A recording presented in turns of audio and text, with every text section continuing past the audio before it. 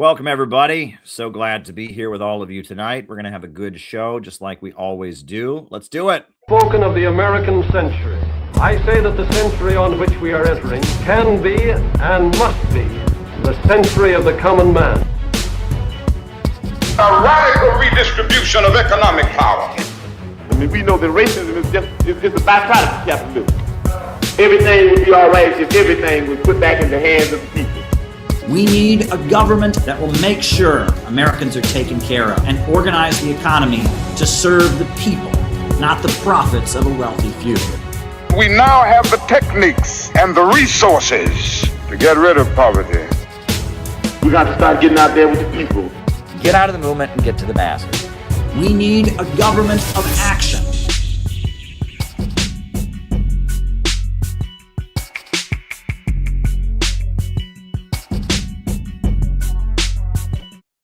Welcome, everybody. So glad to be here with all of you tonight. We're going to follow our normal format pretty much tonight. I have a guest who's going to be joining us during the opening part of the show.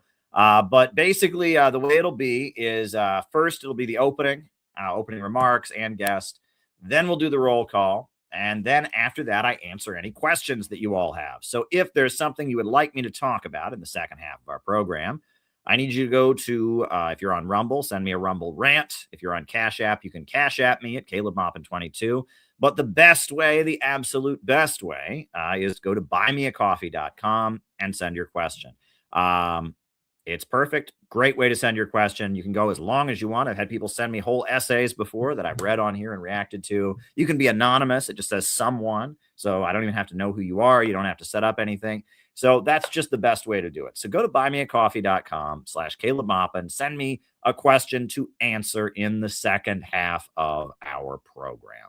That'll be great. Now, so I'm looking forward to that. So before we get started here, obviously, what is at the top of my mind right now is the war against Iran, the war on Iran that is waging. And I've been doing a lot of reporting about it. I was hitting the streets over the weekend, and I was out today interviewing people and reporting on it. And, I've got a lot of material. I mean, this channel has been loaded with videos lately because I've just kind of been putting out so much content on this because I've been to Iran many times. You can go to my website, Caleb Moppin Books. You can watch the documentary film I made about going to Iran. And I went there in the documentary to see the Supreme Leader because he wrote a letter to the youth of America. And it's me going there in 2015 as a young man in my 20s, wanting to meet the author of the letter that Khamenei wrote to America. And I've talked a lot about, my spiritual awakening that I had on the boat to Yemen from Iran.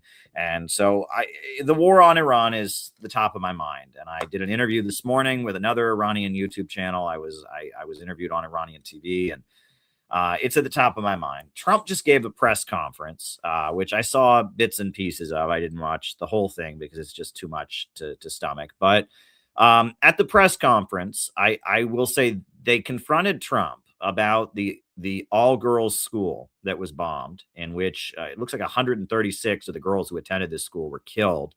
And now the death count, from what I understand, is over 200. But anyway, so Trump was confronted about it and confronted again. So I wanted to react to that. So this is when they first asked him about it. Missile likely destroyed that Iranian girls' school. So will the U.S. accept any responsibility? Well, I haven't seen it, and I will say that the Tomahawk, which is one of the most powerful weapons around, is used by, is sold and used by other countries, you know that. And whether it's Iran, who also has some Tomahawks, I wish they had more, but whether it's Iran or somebody else, the fact that a Tomahawk is very generic. It's sold to other countries, but that's being investigated right now. Okay, did you catch that? He said, so because it was a Tomahawk missile that destroyed this school, and Tomahawk missiles are made in the United States, but he said it's true that other countries buy them from the United States, and sometimes those countries give them to other countries. So I guess in theory, possibly it could have been another country that hit this school with a Tomahawk missile, even though we now have wreckage from the missile that says made in the USA. But did you catch this part? And I'll move on to the second part of this question, but did you catch this? Used by, sold and used by other countries, you know that. And whether it's Iran, who also has some Tomahawks, they wish they had more. Why does he wish Iran had more Tomahawks? Like, aren't we at war with them? Like, that doesn't even make any sense, right? You know, I mean, if Iran is such a big threat, wouldn't you want them to have less missiles? That was just weird. And it's almost like he's saying, I wish Iran was buying weaponry from America rather than Russia, right? They were very, very angry when Russia sold Iran S-400 missiles. And it sounds like he's saying, I wish that Iran was buying Tomahawk missiles from America and not from Russia. But it's like, at a point when we're having a war with Iran, you would think he would not want Iran to have any missiles. That was just very, very odd. And again, I've noticed that many times when Trump travels around the world, selling weapons and making weapons contracts with countries is a big deal. But anyway, a reporter followed up on that question, and this was the follow-up question. Mr. President, you just suggested that Iran somehow got its hands on a Tomahawk and bombed its own elementary school on the first day of the war. But you're the only person in your government saying this. Even your defense secretary wouldn't say that when he was asked, standing over your shoulder on your plane on Saturday. Why are you the only person saying this? Because I just don't know enough about it. I think it's something that I was told is under investigation. Well, why would he say something if he doesn't know enough about it? Right. And that's the other thing here. It's like they're asking him, you're the only person that is suggesting that Iran blew up their own elementary school with an American missile. And why are you saying that? And he's saying, I'm saying that because I don't know enough about it. Well, if you don't know enough about it, maybe you shouldn't be blaming people. I mean, this is bizarre to me. But anyway, we'll continue.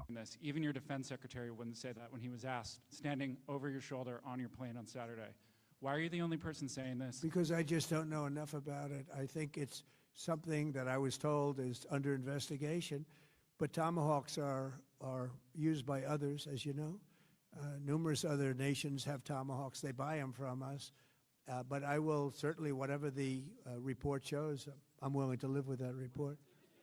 He's willing to live with the fact his military and his war may have killed at least 136 elementary school aged girls. I mean, that's amazing. Trump keeps saying in his interviews that he believes he's not going to heaven, which I find to be a very, very, very strange thing for a leader to say. And I don't know what he means by that, if that's a joke or what. It's a strange thing to say, I must say. I'm perplexed by that. Trump is 80 years old, and throughout this war, he has been saying things that don't seem to make any sense. And I wonder if he's really making the decisions or what is going on. A lot of people have suggested that.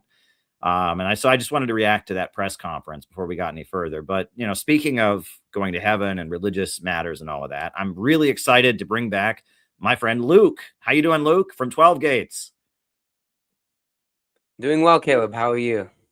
Well, I've been better. You know, this war has certainly got me on edge, but you know, there's a lot of other things going on in the world. And I wanted to bring you on because there's been more developments with the ongoing persecution of your church, right?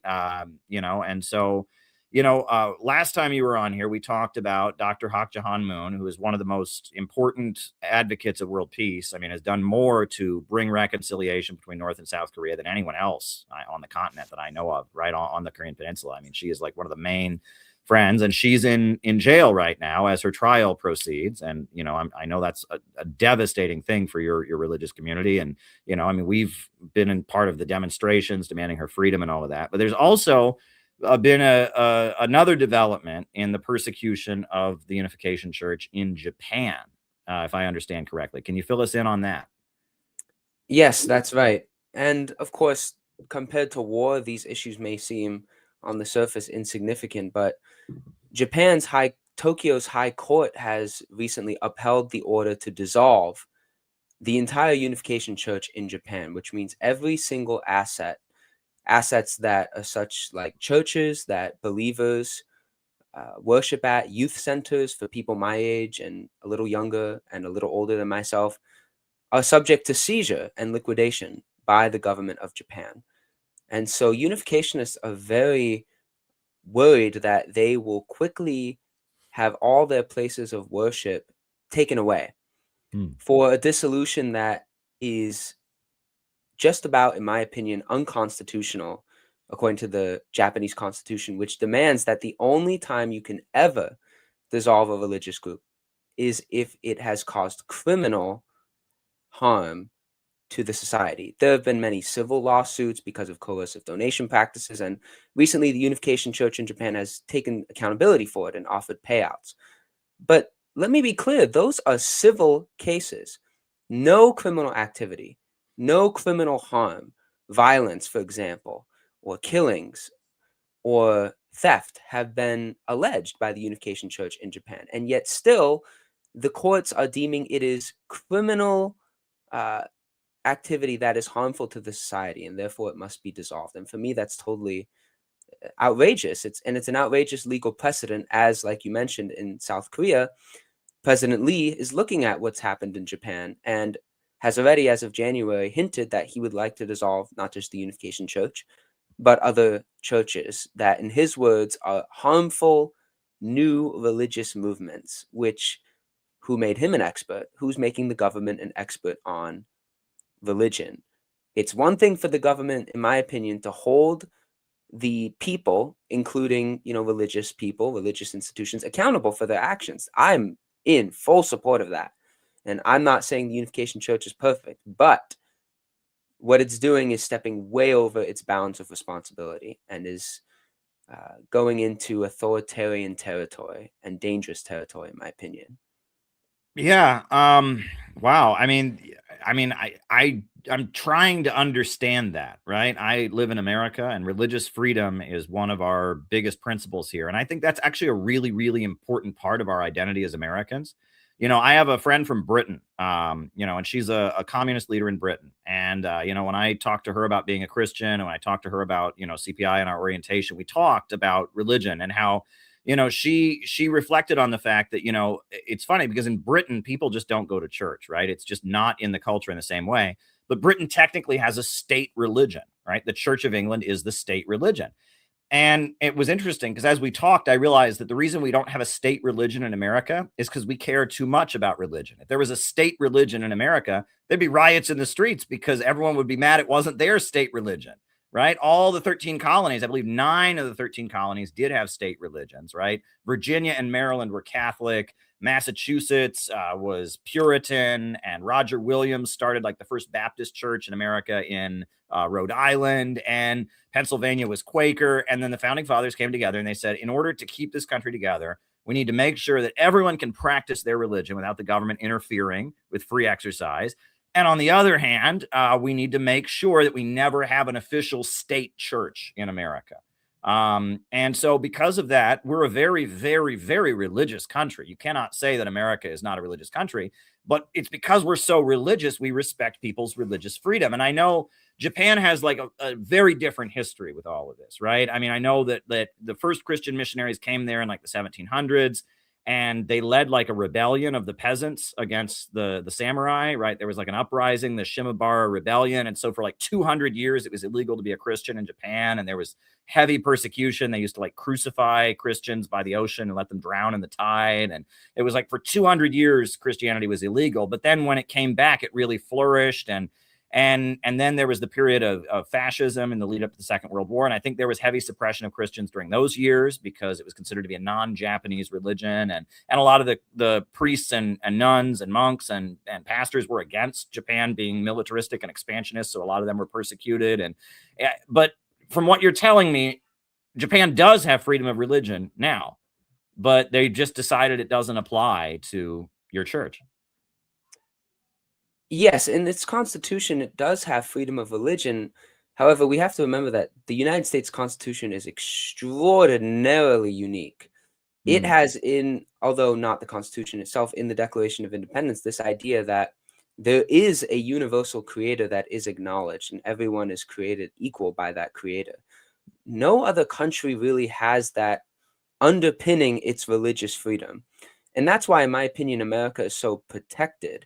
And the founding fathers were so ingenious. They did see there were a variety of religions in America, but there was still that Christian ethos underpinning all the colonies. It was something that could be a source of unity for the colonies in forming the Union. And they came up with that kind of statement. Other countries like Japan, Korea as well, who also has some clauses in its constitution about freedom of expression and religion, they don't have that underpinning. So when in Korea, for example, there's a lot of talk about separation of church and state. America has that. There's no official state religion, but the government also allows the free exercise of religion. In Korea, and by the way, in America, religious groups are often, interplaying with politics. It's common, it's allowed. In Korea, it's not. And that's why there's such an uproar about the Unification Church and other churches like Pastor Hyung Sung Bo's church, etc., talking and intermingling in politics. President Lee's administration is really against that. And Japan is kind of similar because of what happened with the assassination of Shinzo Abe. When that happened, the Unification Church was seen as an extremely harmful element that was manipulating politics in a negative way. In America, we would say, well, special interest groups are allowed. You have to follow the rules, but you're allowed to, express your views and be a force in politics. We see that with Donald Trump and the evangelicals, for example. Huge interplay with the evangelicals. No one has any legal problem with that, nor should they, in my opinion. But in Japan, big problem. In Korea, big problem. And we're seeing the results with the dissolution of the church in Japan. And there's a lot of evidence that the courts kind of didn't allow the Unification Church to present its side of the story enough. Very limited church members who are active in the church were allowed to testify, while many people who are disaffected or left were able to give their side of the story. So there's that kind of skewing. And now South Korea is kind of, with the detention of Hak Ja-han, is kind of on the same path, unfortunately. Yeah, and I guess so the argument, kind of like the argument that was made in South Korea, is that because there has been some fundraising practices that are unethical or something like that, it is okay for the government to seize all of the church's property, and essentially make it illegal for the church to incorporate again, right? That's right. Yeah. So I mean, I don't even quite understand that. I mean, I understand the seizure of property. That's pretty straightforward. But then, like, so what if, like 4 or 5 members in Japan said, okay, we're going to form the Reformed Unification Church, and, and we're going to not do those predatory fundraising practices, and we're going to incorporate as the Reformed Unification Church. Is that legal? That's an interesting question. I don't fully know the answer to that. I do know that church members are still allowed to practice. It's not like they just said anyone caught practicing unificationism is going to be thrown in jail. That's not what they said. Okay. But when you dissolve the institution of unificationism, Family Federation for World Peace and Unification, Unification Church, and you take all the assets, that's a huge blow to the religion. If we were talking about the Catholic Church, for example, that would be an attack on the religion itself, proper, point blank, because for Catholics, for example, the institution is as important as Scripture. So for Catholic believers, it would be even worse. And of course, we've talked about that example of, well, why don't we dissolve the Catholic Church? It doesn't make sense. Why are we not? And nor we shouldn't. So maybe it's not to that extent in terms of the theological implications of the actual beliefs of unificationists, but it's still a huge blow. Could members theoretically reincorporate? They could, maybe. I don't know the answer to that, but that's a huge, long process. And these properties, I mean, we talk about fundraising of unificationists. A lot of those funds bought those properties. Unificationists were working for the purpose of building up the church, building up the infrastructure of a new religious movement. That's difficult. That's not easy. That's something that people, even above my parents' age, they felt so committed to the cause that Reverend Moon and Hak Ja-han had, that they were willing to put a pause on what they were doing and help build this church. And now the government is, from the unificationist perspective, just making that work in Japan at least nullified, which is really disheartening, because most people genuinely felt that this was something they wanted to do. And the ruling and the trial and the media coverage about what's going on is painting a picture of the church forced all these people to do this and blah, blah, blah. And it's like, that is so untrue. Indeed. And, some of that stuff, I must say, having been subject to similar kind of defamations from the same kinds of people, like, I mean, these are all consenting adults, right? You know, Exactly. these are all consenting adults. So how were they forced, right? How were they coerced, right? I mean, are people being held captive? I mean, there are situations where, like, I don't know, people are brought into a country illegally and someone's holding their passport and that's how they get them to do things. Obviously, that's a way someone could be coerced. But I mean, if these are all consenting adults and they went out and did the fundraising themselves with the understanding they were doing it for the church, and they weren't stealing from people, they were, selling trinkets or whatever. I don't understand the basis for claiming that. I mean, it may be these people then left the church and regretted it, but just because you regret something doesn't mean you didn't, consent to doing it at the time. And that this is all very dangerous. And I see implications of this, like, in many different places. A few years ago, 5 or 6 years ago, do you remember Britney Spears was in the news? Do you remember this? I remember. Yeah, she was in the news. Yeah. And what it was that Britney Spears had some kind of mental health episode and lost custody of her children. And so the courts made a deal, basically, in order to be able to see her children, she had to sign a conservatorship, right? Saying that she was not of right mind or something like that, and giving her legal rights over to her father, right? So her father then got all of her money.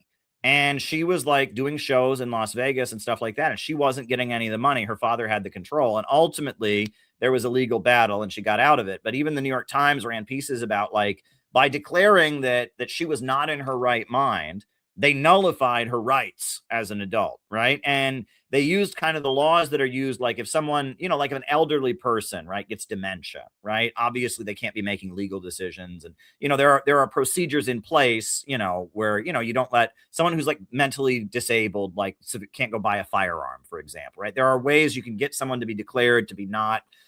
But they wanted to, and they expanded that to a situation where Britney Spears, even though she was an adult, she had some mental health issues. She lost her full agency, and that some of these quote unquote anti-cult activists, they want to expand these conservatorship laws to if you're quote unquote in a cult, right? So basically, you can lose your freedom as an adult because you're supposedly brainwashed by a religious group. I mean, this is really, really, really dangerous, right? And the implications of this, legally speaking, are very extreme. And I look at that and it's like, the argument is that somehow these people, even though they willingly as adults went out and raised money for a church, and maybe they changed their mind a couple of years later and quit, somehow they were being coerced or something. This is dangerous legal precedent, I think. It really is. And people will say, oh, but there's this expert and that expert and this. It's like, well, we're talking about taking away people's ability to choose. Like, this is a very serious accusation that someone or something literally took someone's ability to choose, whether they chose right or wrong. Everyone out there can make their own judgments whether people such as myself are making the right or wrong decision. But I've talked with several anti-culters, and a few of them are my friends now, actually. And they kind of make that case. They make the case that, oh, well, it was deception, or they were lied to in some way. And because of that, they couldn't fully choose. And because of that, they need, this legal, precedent that you're talking about. That's incredibly dangerous, because then you have to police speech, and you have to police what people, not just are advertising, but what people are saying. That it goes down a whole rabbit hole that is totally unconstitutional in America and very dangerous for other countries too. And it's like a dog chasing its tail. And a lot of stuff in the West is getting to be like that, I must say. Western civilization is kind of in a weird moment with a lot of these questions, because it's like, so the idea is these cults take away freedom. So therefore, what we need to do is take away the freedom of the cults so that they can't exist to take away free. And it's like, wait a second, how does that work? We see a similar argument with the TV network RT that I work for, right? It's allowed in America. It's not allowed on YouTube, and it's not broadcast in America, but we're allowed to operate in America. We've been granted a license, thank goodness. But in Europe, it's completely banned from all the airwaves. Why? Well, they say, well, President Putin doesn't believe in freedom. And so we got to ban his TV network because people might watch it and then not believe in freedom. It's like, wait a second. Oh my gosh. It's very silly. And it becomes like a dog chasing its tail. And at the end of the day, like, you know, I mean, if you as a legal adult want to join, you know, the Hare Krishnas or the Jehovah's Witnesses or the Unification Church or the, you know, the chess club or whatever, you should be able to. And if we tell you you're not able to, it's us who's taking away your freedom, right? I mean, that seems to just be surface level. And didn't Japan have that horrible like poison gas attack a few years ago? Right. Right. Yeah. I don't remember. Yeah, it was like in the 90s. There was some like Buddhist group that like put poison gas in the air or something. Oh, I know what you're talking about. That's one of the few times that precedent of criminal activity was met in Japan. Yeah, well, so are they going to let all the people who were put in jail for doing that out because they were not responsible for their actions? They were just brainwashed, right? I mean, obviously the leader of the group was given the death penalty, and I think a lot of the other members of the group are in jail because even though they were in this group, they were still responsible for their own behavior, right? You know, we don't let Charles Manson's followers out of jail because Charles Manson brainwashed them. They didn't make their own decisions. Well, clearly, maybe they were influenced, maybe they, you know, but they still did what Charles Manson told them to do. They still killed those people, so they still go to jail. I mean, this is interesting to me. I'm also curious about like, you know, like I'll tell you, there's a couple like weird things about this. First of all, right, you know, you mentioned that in America, people are not upset about Trump's relationship with the evangelical Christian right. Well, actually, I just got to tell you, right, I have noticed that one person who suddenly has become the victim of cancel culture widely in the United States, and she's somebody that, I mean, she probably doesn't, I mean, I know she kind of, you know, supports this war mildly, is Paula White Cain. Paula White Cain is Trump's spiritual advisor, and she kind of supports the war. You look at her Twitter, though, she's got like one tweet, like, God bless the military, something like that. I've watched Paula's sermons. She rarely talks about politics. Occasionally she'll say like, God bless Israel, I love Israel. But mainly her sermons are like self-help kind of thing. She's kind of into the prosperity gospel. And but after this bombing started, she and like 25 other pastors went to the White House and prayed with Trump, which honestly, that's the right thing to do, right? You know, I mean, even if you don't agree with what the president's doing, if you're the White House faith advisor, you would want God to at least offer some guidance and try to point the president in the right direction. I mean, I think she does support the war to some degree or other. She's not screaming in support of it, but I think she kind of does, at least, you know. But you know, she prayed with Trump along with 25 other pastors, and then all of a sudden, all over social media, guess what happens? Yeah, my feed was full of a clip of her from like 5 or 6 years ago, where she was getting fired up and, you know, saying that God is powerful and he'll drive the evil out. And she's saying, strike, strike, strike, or whatever. And all these people are sharing that clip as if she is saying to bomb Iran, which is not what she was saying in the clip. That clip's been around for years, right? And they're saying, oh, it's all Paula White Cain's fault. Oh, this is she's crazy. She's driving Trump. Trump thinks he's on a mission from God because of this. And I'm watching this. I'm like, I'm familiar with Paula White Cain's work. And, you know, I mean, again, she's not against this war, but she's not really, I mean, you know, who's really for this war is Mike Huckabee. He's a pastor. He's an evangelical. He's the U.S. ambassador to Israel. He really supports this war. And there's, you know, I think like Pat Robertson, like really supports the war. He's very, very pro-Israel on the 900 Club and stuff like that. But Paula's not, but yet she's the target. And I found that to be very, very disturbing. And what I also found disturbing, and this happens with every cancel culture case, right? There's nothing new about this. This is like, I mean, if you know anything about cancel culture, this is just normal. But there are many people who shared the clip. And I said to them, hey, that clip is not about bombing Iran. And they said, well, yeah, but, and they were still sharing it. And I'm just like, okay, so you're spreading inaccurate information about somebody, right? And because you are against this war, which I'm against it too, very, very against it. And we've been organizing demonstrations, doing everything I can. But I'm telling you, this clip of Paula White Cain is not her supporting the war.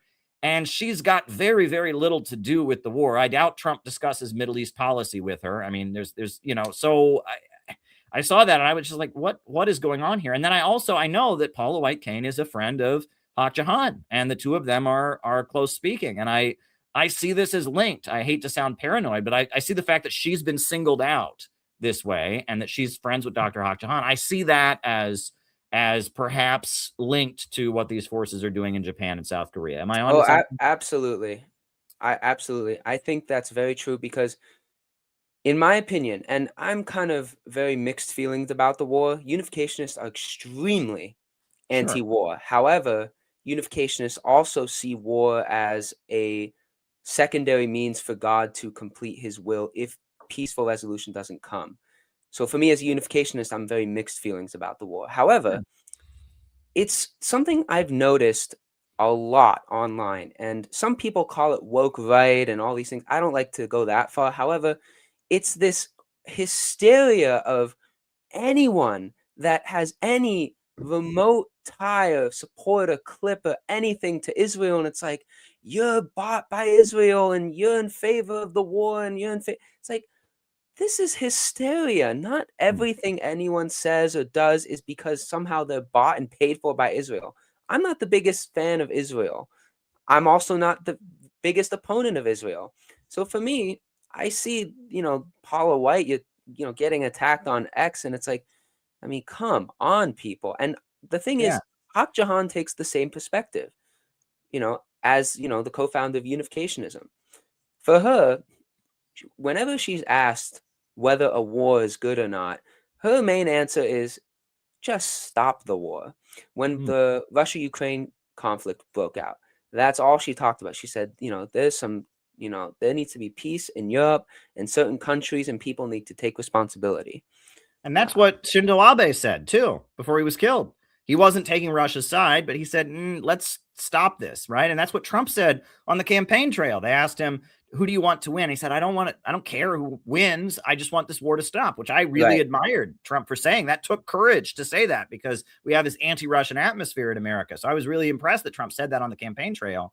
So yeah, I mean, and that seems like that should be the position. And especially if you're coming at things from a spiritual perspective, right? You're not coming at things from a political perspective of thinking in terms of one government against another. You're thinking spiritually, right? You should view the loss of any life as a loss, right? You should view the hatred and the killing as something that should be gotten beyond. And if someone's a pastor, or if someone's a spiritual leader, you almost expect that that's the approach they would take, rather than a political, I want this side to win. No, I want that side to win, right? I mean, that's almost like, it's like the loss of life. For me, it's like before, like for me, it's hard to discuss the war in Iran because, as someone of faith, especially in unificationism, which is peace is so central just to the theology. People say, oh, it's just the fun. No, it's central to the theology.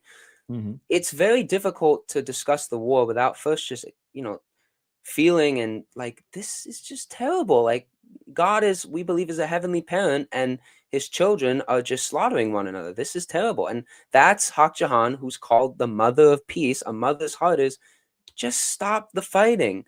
She's not going to she's not going to support Iran. She supports America in fulfilling the responsibility to uphold God's will, which is to bring peace on earth. So she's not going to take sides. She's going to say the same thing that, Pastor Paula White said, which is stop the fighting, find peace. Now, this war for me is, surprising and not surprising, because Donald Trump has been ending wars recently, but then he kind of has started one that, I personally have more confidence that he'll make it a short war than President Bush. But then again, like, it's never, whenever we try and do war in the Middle East, it never seems to work. We all just drag our feet and people needlessly get killed. But it's like, for Donald Trump to, end these wars, but then start a war, for Haq Jahan, it's like, if whatever we can do to stop the fighting, whatever we can do. And same thing with Pastor Paula White. And, these attacks, it's hysteria, in my opinion. Just let's look at what she is. She's a spiritual person. It's normal for the pastor to pray for the president. I'm a firm believer that if you are a supporter of President Trump or a supporter of President Biden, I was not a supporter of President Biden, but I believe we should still pray for him. We should always pray for our president. So to take prayers like, oh, you're supporting something, that's ridiculous. Yeah, and I will say, I went down the Paula White Cain rabbit hole during the election because she was kind of a point of attack against Trump, right? They brought her up, and like PBS Frontline did like a 2-hour sit-down interview with her, and which I watched, and I was actually kind of impressed. I was like, wow, she actually has an interesting story of how she got to know Trump. She didn't, she knew him long before he was in politics, when he was just the head of The Apprentice. And also I looked into her story, her life story, and she is very much a, she's like a self-made woman, right? She is not somebody, she didn't grow up in like a pastor family or whatever. She actually didn't become a Christian until she was a teenager. And she worked really, really hard to build a church with her first husband, and they separated. And there was a really nasty campaign of personal character assassination against her after she was divorced. But yet she was able to come back from that and build her own church once again and build up another church. And that she's not part of the club. And that's what, when I see the way people are canceling her, she's not part of the club, right? There is kind of an established evangelical community, and she's Paula. She's her own person, right? And that a lot of these evangelical churches don't even believe women should be pastors at all, right? But she very much built her own church despite having her character widely kind of defamed and questioned as a result of her divorce and all of that. And that, she's not young. She's like 62 years old, but she's worked very, very hard. And that what makes her stand out is her message is very, very much one of personal empowerment, right? And the reason Trump likes her and started watching her sermons and stuff is because Trump grew up in the church of Reverend Norman Vincent Peale here in Manhattan, who wrote The Power of Positive Thinking. Trump's father was a big fan of Reverend Norman Vincent Peale.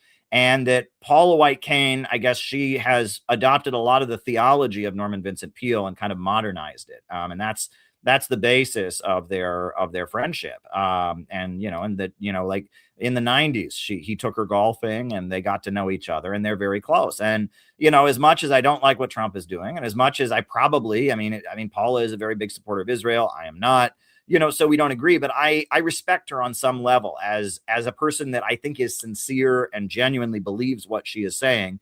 And because of that, has gone up against a lot of very, very insincere people, right? And that this is every field in America, academia, certainly social media and any influencer culture. It seems like there are a lot of very, very insincere people that are just kind of put at the top of everything. And then people like you and I who really care about these issues, we have to fight an uphill battle to just get anyone to listen to us. You know what I'm saying? And I see that in every field: religion, politics, social media, art, literature, you know what I mean? There's a lot of kind of insincere manufactured people in high places. And then there's a lot of sincere people that really push back and have to push really, really hard. And I even look at the book of Jeremiah. I'm really into the book of Jeremiah, right? I discovered the book of Jeremiah like 2 years ago. And like what that whole book was about, and I mean, was that the priesthood in Judea had been corrupted.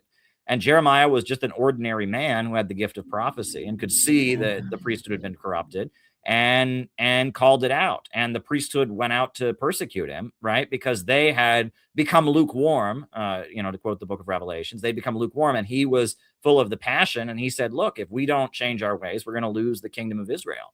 And he endured harsh persecution. And then finally, at the end of his life, it was shown that he was right, that Babylon did conquer the Jewish people because they had abandoned, their principles and the social fabric that had held the kingdom of Judea together. And that I find that inspiring. And I feel like that's like the story of so much of what we deal with. It's like so much of our world is the temple priesthood versus the voice crying out in the wilderness, the prophet out in the wilderness, right? And you can see that in the arts, right? In the arts, you'll have the standard way of doing things, and then you have some independent guy in the arts who starts painting a picture in a way that no one else has, and people start gathering around that because this guy's very creative, and then suddenly the artistic establishment has to come down and crush him in order to preserve itself. And you see this in music, you see this in every field, right? You have a temple priesthood that is usually pretty corrupt and lukewarm, and then you have voices of passion that just kind of emerge that are then having to push back against it. It's almost like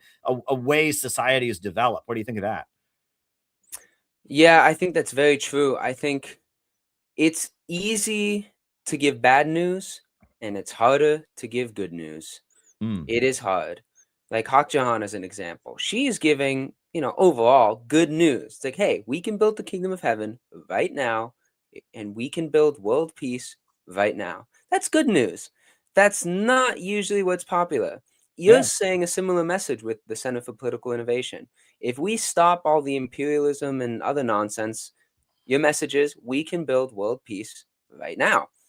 But that's something people don't really like to hear, because that means doing things like the prophet Jeremiah was doing, which is calling out the crap, calling out the grifters, calling out the people that just spreading things that, even if they're true, it's like, this is, not the priority here. There's greater, better things to discuss that can create a better world. So I totally agree with you. I think that's kind of how it works. Those who are spreading a good message, a piece of good news, and a possibility for peace have an uphill battle to climb. I And agree. Paula White's now facing, it seems, a bit of that hill herself, even though she's, very popular, very famous, Trump's spiritual advisor. Whenever you go to the let's pray for peace, or let's just pray for, no sides, people with no sides or who take a third perspective often also have an uphill battle to climb, as an example. That's why unificationists have a hard battle, because unificationists use things as head wing, not left wing, not right wing, head wing, some centered on some higher goal, which, in the most simplest terms, it's world peace, one family under God, and all those type of things. Yeah, I agree. Well, great. Well, is there anything we can do to help your church in the face of this kind of persecution in Japan and South Korea? I think just the more we talk about it, the more we spread awareness, the more the internet will fill with this good message. If we look on YouTube, if we look on YouTube, especially, I'll say, as someone who's on YouTube, when you look up Unification Church, it's all just dissolved or detained or, this terrible story or that terrible story. And it's like, how did this side of the story become the only side? Like, what is going on here? There's another side to the story of unificationists who are not brainwashed, who actually, someone like Hak Jahan, who's not just some, like, I don't know, what do people say, cult leader? No, she's a world peace leader, friends with people like Paula White and other people, and who's trying to, not take sides in wars of God's children just killing each other and trying to end the wars and pursue peace. So the more we talk about this, the more we spread that good message, do that uphill battle, I think that's, at least for me, that's a solution I'm trying to take a part of. That's why I'm so grateful you had me on, and that's why I have my channel, The 12 Gates. Subscribe if you're interested. Yeah, I was about to say that's one thing people can do is go subscribe to Seeking the 12 Gates. And subscribe to Caleb's channel too. If you're watching a clip of this on my channel, subscribe to it. We may not agree on everything, especially, with, the Marxist angle of things. If you're a unificationist, you might be surprised. Why are you talking to this guy? Doesn't matter. You can still have dialogue. You can still have a higher goal, which is peace. So thank you for having me on. Well, absolutely. It was definitely a pleasure. And, I mean, we're all on a journey together. If one of the old ideas in the world was just going to solve everything, someone would have found that idea and solved everything with it. So I view what we're doing with CPI as, Marxism was kind of a foundation. It's something that kind of brought us together and was a way that we understood anti-imperialism. But I believe we've gotten beyond that, especially in terms of dialectical materialism. If it wasn't for my faith in God, I wouldn't be here. I would have given up a long time ago, because it's been a rough time. And, I see, because of the situation, I'll just add this while we're here, just so we're clear about these things, because of this war situation, I've had to be around communists a lot more than I would have preferred to. I've had to be at anti-war protests, and the bitterness that you just see that comes from these people, because they have a worldview that is centered on confrontation. The solution to everything is fighting. The solution to everything is being confrontational. And it just wears you down. And that's where I was in 2015 when I had my religious conversion. I returned to Christianity. I was just tired of the bitterness. I didn't want to be at war with the world anymore. And that the Marxist worldview, socialism is great, anti-imperialism is great, and a lot of what Marx wrote about economics is very, very true. But that worldview, that dialectical materialist worldview, is based on just confrontation, fighting. That's right. And it's not good for you spiritually. I mean, it will wear you down over time. And I think the communist countries of the world have figured that out too. If you look at the way they put things out, they don't talk that way. They look at the Cultural Revolution in China as an absolute disaster. They never want to do that again. And that, Stalin repudiated Trotsky and kicked Trotsky out of the country. Trotsky wanted permanent revolution, and Stalin eventually brought back the Russian Orthodox Church so they could win the Second World War. And so it's complicated, and it's a bigger spiritual question, I guess, is out. But I'm on a journey where I am at the point in life where I can admit that I don't know everything, which is an important thing. I think everyone should do that. As much as I know a lot and I write books about what I know, I don't know everything. And so learning from people like you, Jean-Luc, or your friend Milhan, or learning from other people is something that I find to be very refreshing. And so thank you for coming on this channel and teaching our audience tonight and helping us understand a situation that many of the people in the audience probably would not have looked into if it wasn't for your work with this channel. So thank you very much. Yeah, I appreciate it. I'm a teacher in real life, so it means a lot. You say I'm teaching, and you're a teacher too. Let me tell you, I've watched some of your interviews with the academic agent and everything. Great stuff.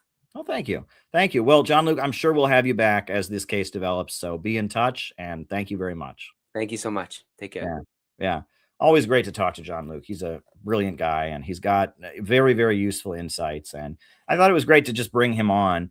I wanted to show a clip, actually, because we were talking about Marxists and all of that.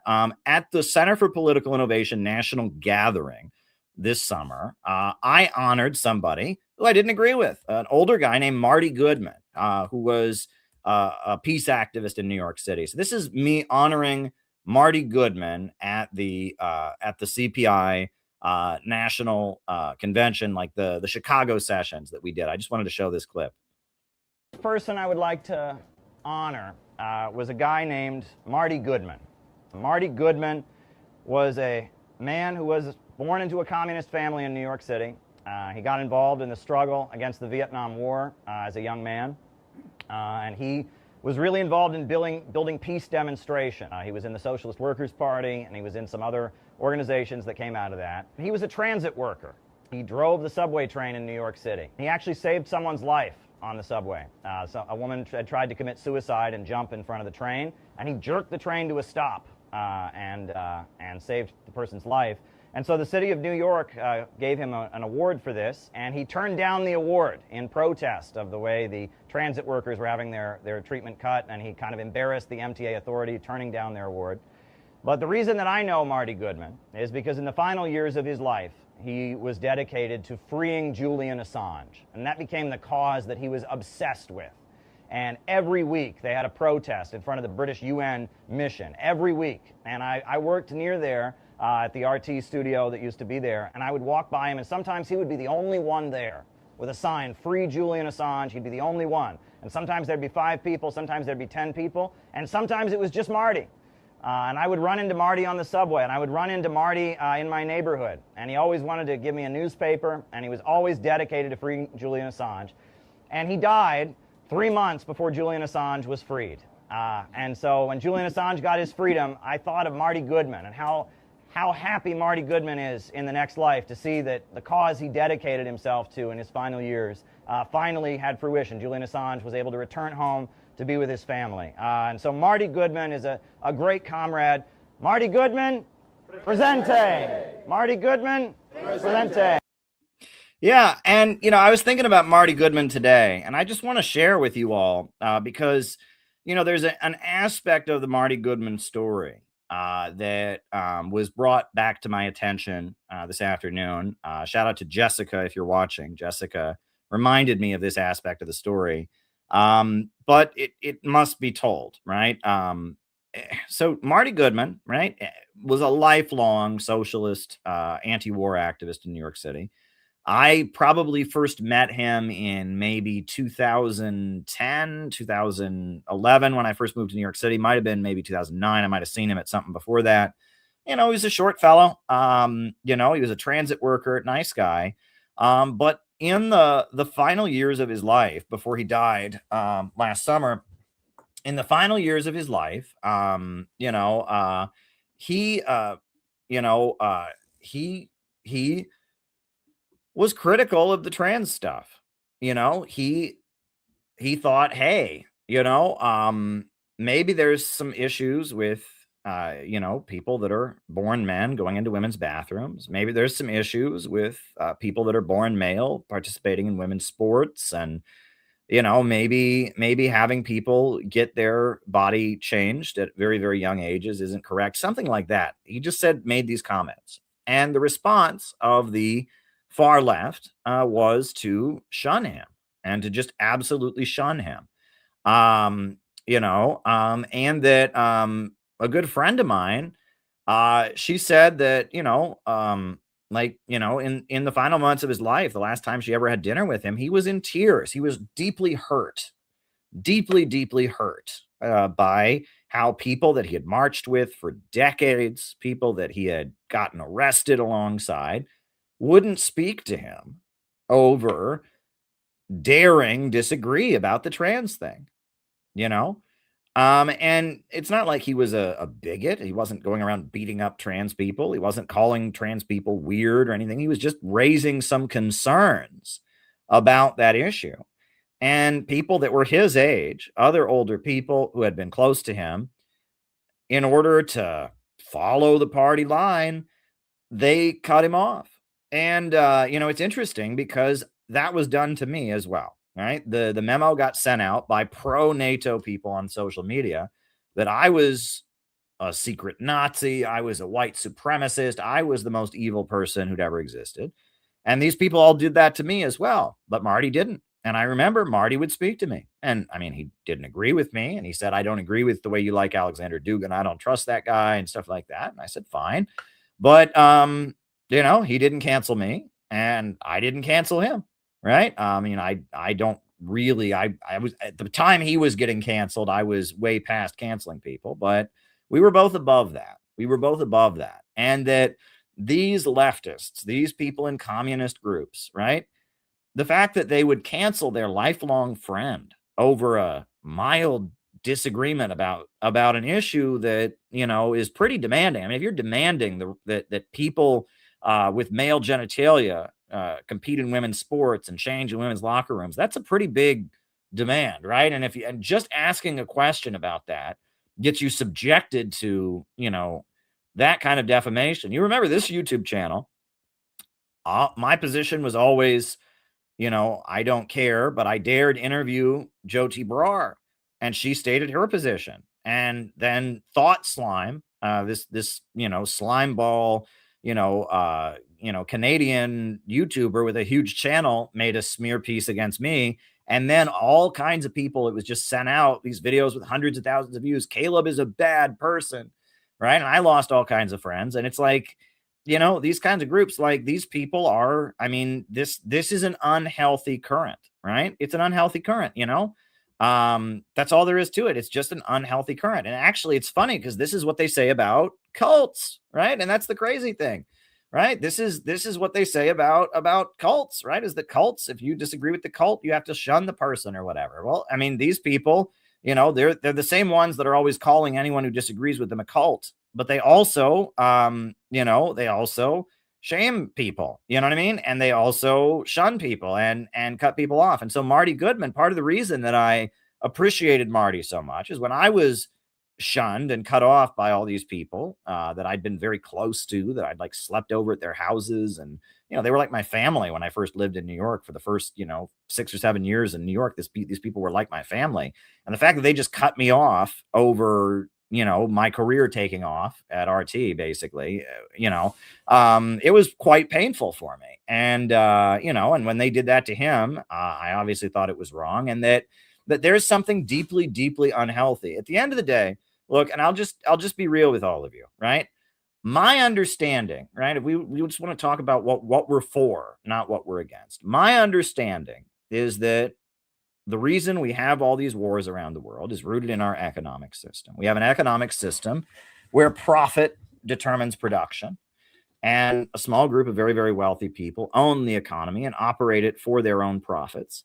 And that drives all these wars. And that if we were to restructure our economy in the United States, we could make sure that there was full employment. We could make sure that people had jobs and healthcare and education. And we could unleash human creativity to soaring new heights. We could have a society where technological advancement doesn't mean greater poverty.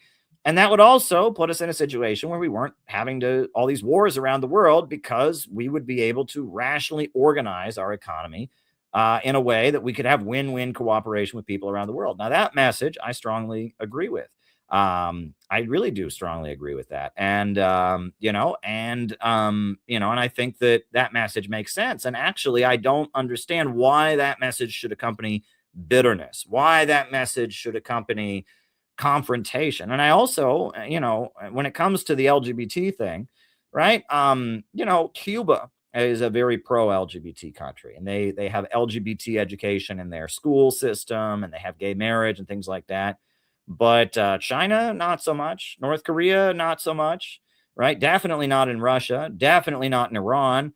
Iran, they do allow you. This is interesting when it comes to the transgender thing. In Iran, you can be transgender. Actually, they are very pro-transgender in their own way. Right? Iran, they have, you can get it free, I believe, transgender surgery, but you can be one or the other. You can be a man or a woman, right? And if you choose to be a man, you're a man, and you have surgery, you have the complete surgery, and you're a man. Or if you're, if you want to be a woman, you have the surgery, and you're a woman, and you have the and you are a woman. There's no intersex, right? There's no share your pronouns. You can be a man or you can be a woman, and they will give you surgery, right? Part of the reason for that, this is actually very interesting, is, whenever I was in Iran, one thing I noticed is in the lobby of the hotels, I would always see women with bandages on their noses. Always. Why is that? Well, Iran is the nose job capital of the Middle East. It is a place that you can get your nose job done very cheaply, because Iran is like Cuba in the fact that they have a government-funded medical school program, and that as long as you have the test scores, you can go to medical school. So because of that, there are a lot of Iranian doctors who really need work, right? There's a lot of people in Iran who have a medical degree, but, the state hospital doesn't have a job for them. So a lot of Iranians become plastic surgeons because they went to medical school, and there's, even though they got their medical degree, there's no place for them at an Iranian hospital. So they become plastic surgeons as a way to make money. A lot of Iranians become plastic surgeons, and that's why not only is Iran the capital of plastic surgery in the Middle East, and people from all over the Middle East go to Iran to get nose jobs, on top of that, it's a place that you can get transgender surgery, because that's something that doctors can do on their own outside of the medical system. And Iran has a whole bunch of doctors. And this is actually similar to Cuba in a way. In Cuba, they have what Ban Ki-moon called the greatest medical school in the world. And a lot of Cubans get medical degrees. And one of the biggest grievances that people who've been to Cuba have talked about is that, a lot of times in Cuba, your cab driver has a medical degree, and he's pissed. He's like, I went to medical school, I got my degree, and now I'm stuck being a cab driver. I could be a doctor. Well, he's got his medical degree, but there's no place for him in the Cuban medical system. They have an abundance of doctors, right? So it's a similar problem. And that's why Iran is actually very pro-transgender in their own way, right? In their own way. I mean, they do, in Iran, you can be trans, you can just be one or the other. But largely, the point I was making, though, is that the kind of the woke stuff and actual communist countries don't walk hand in hand. Racism generally is opposed by communist governments, right? Iran is not Marxist, right? They don't even believe in the Marxist ideology. They're an anti-imperialist country, but based on the Shia Islamic tradition. But, North Korea, Marxist-Leninist, communist, Juche ideology. China, they call it Marxist-Leninist ideology, Mao Zedong thought, Deng Xiaoping theory, and I believe now they've added Xi Jinping's thought to the ideology. I believe homosexuality is still technically illegal in China. They don't enforce it generally. I mean, there are gay nightclubs and stuff in China, but it is generally something that the party tends to frown on. And Vietnam, from what I understand, there's a lot of gay resorts in Vietnam and stuff like that. And the tourism industry is pretty big in Vietnam. And there's a lot of, LGBT themed resorts and all of that. But, if you really press them, they say, no, we're not really into that kind of thing. And your average communist leader in a Vietnamese village, or your average, if someone's teaching classes on the Marxist-Leninist ideology in Vietnam, they're going to tell you, yeah, we don't encourage that kind of thing. We don't think it's a good thing. And North Korea, I've read a lot of statements attributed to Kim Il-sung and Kim Jong-un and Kim Jong-il that are not particularly friendly on that kind of thing either. I mean, generally, until the 1980s, the standard line on the LGBT question in communist countries, if you went to any communist country, including Cuba, in West Germany, Romania, Czechoslovakia, you went to any communist country, and you asked about homosexuality, they'd say, we don't have that here. They would say, we don't have that. That's a disease. That's a mental illness caused by capitalism. We don't have that here. Now, that started to change in the 1980s, and East Germany made a point of allowing homosexuality. There were gay pride parades in East Germany in the 80s, and Cuba in the 90s made a really big point of being pro-LGBT. And now Cuba is actually very, very pro-LGBT. And there was actually a film that I saw. For years, people would tell me, oh, well, Cuba, they love gay people. There's this movie called Strawberry and Chocolate, a Cuban movie from the 90s. I never saw the movie, but I heard, oh, it's a gay romance or something like that. It's not, actually. I went and saw Strawberry and Chocolate. There was a Cuban film festival here in New York City. My wife, speaks Spanish, is good with a lot of Spanish-speaking people. And so, they wanted to go to the Cuban Film Festival. So I went to the Cuban Film Festival, Midtown, 23rd Street, my wife and I watched this film from the 90s that the Cuban government made. It's a Cuban film called Strawberry and Chocolate. I was expecting to watch a gay romance. That is not what it was at all. It was actually a deeply profound film. And it's not a gay romance. It's about a friendship between an older gay man who is a very smart, bookish intellectual and a young, straight man in his 20s who's a Communist Party member. And basically, the young man who's in the process of joining the Communist Party is a young, straight man who's kind of a true believer in the Communist Party line. And the old man is an intellectual, and he's an expert on art and literature and stuff like that, and he's gay. And the two of them become friends, and they argue a lot because the man is an intellectual nonconformist. He's kind of a bookish intellectual guy, and the young man is like a true believer. He's kind of athletic, and he just accepts the communist line on everything. And they don't agree with each other, but they're friends. And the older man teaches the young guy a lot of stuff that he doesn't understand. And at the end of the film, the older gay man defects. He leaves Cuba, because he basically the country, there's no room for guys like that in Cuba. And so it wasn't a gay romance at all. It was about Cuban society, and it was about what you could call really existing socialism in like the Eastern Bloc. I mean, Cuba was basically the same economic and political system as the Eastern Bloc, right? It's about what you might call the Stalinist political model that existed post World War II, right? That economic system where you have 5-year plans, where the government owns everything, like 91% state ownership. You have collective farms that sell their goods to the state at a fixed rate. You have 5-year economic plans. You have a charismatic leader who goes from factory to factory and farm to farm, giving awards to people for working really, really hard, and his pictures everywhere. That system wasn't too good to non-conforming people, right? If you were like this older gay man who, you read a lot of books and had your own ideas, there wasn't much room for you in Castro's Cuba. You were going to be viewed as with suspicion. You were going to be kind of ostracized, and those are the kind of people that ended up defecting. That's what the film was actually about, and it was about them basically saying.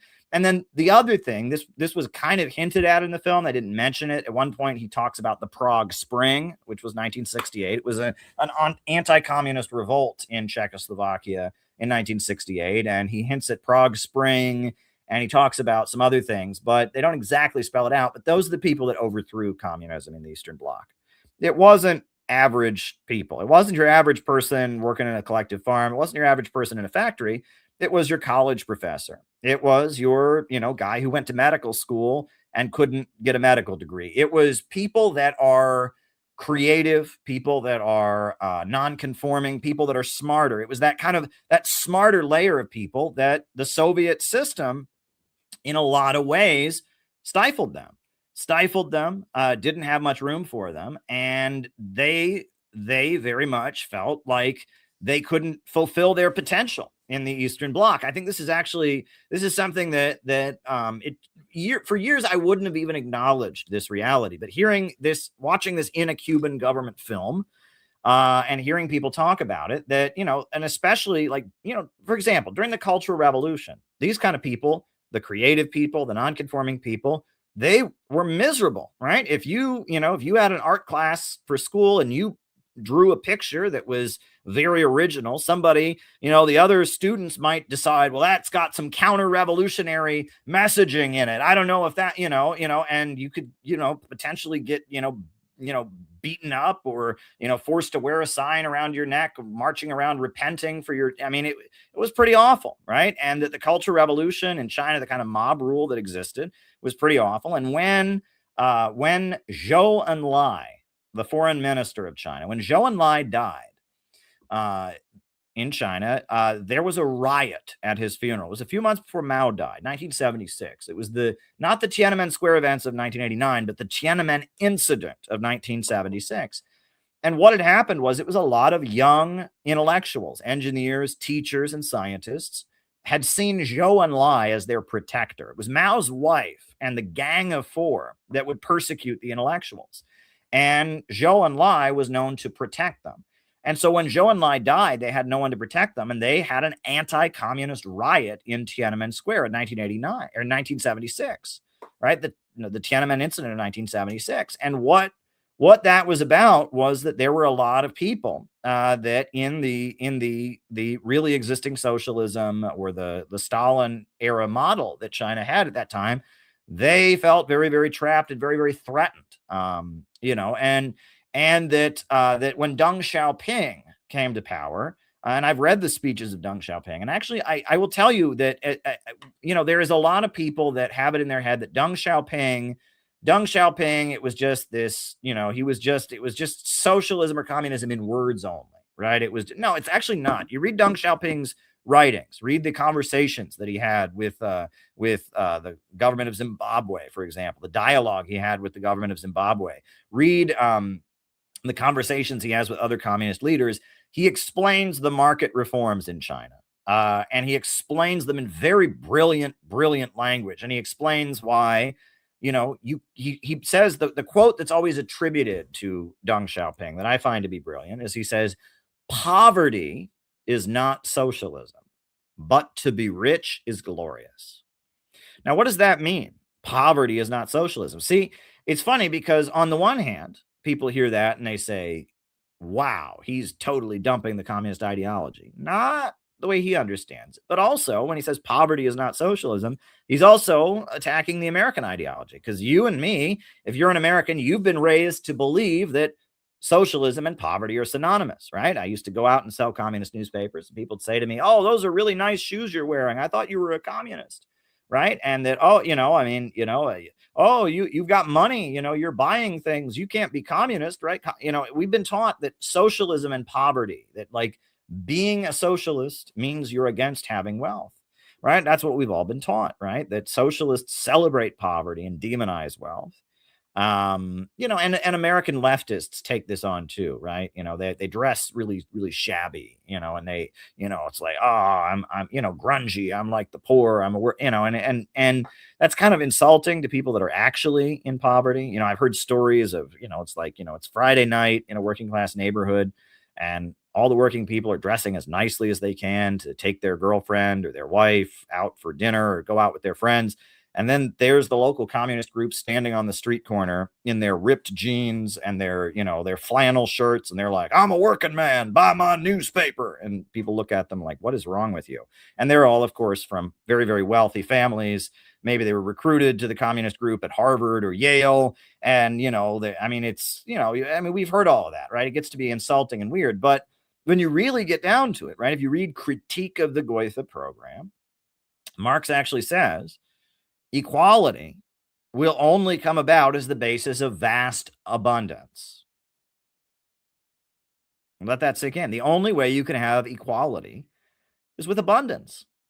Unless there is enough wealth for everybody, some are going to have and some are going to have not, right? That you can't create equality with willpower.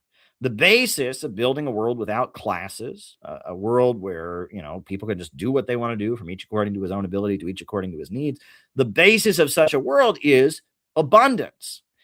And that the point of socialism is not to have a government that goes around making everyone equal. It's getting over the irrationality of the profit system and centralizing the economy so that wealth can continue to grow.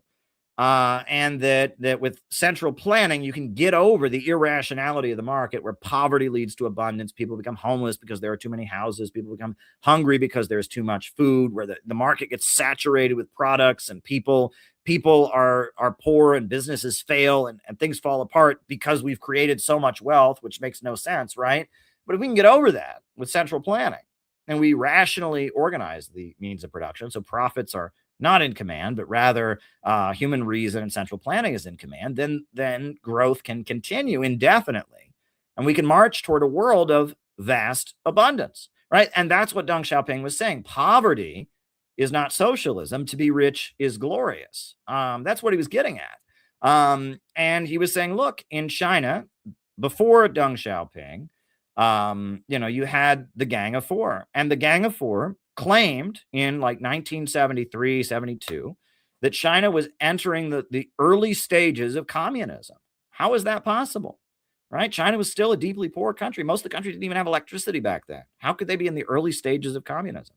And they had this doctrine of we can enter a higher stage in poverty.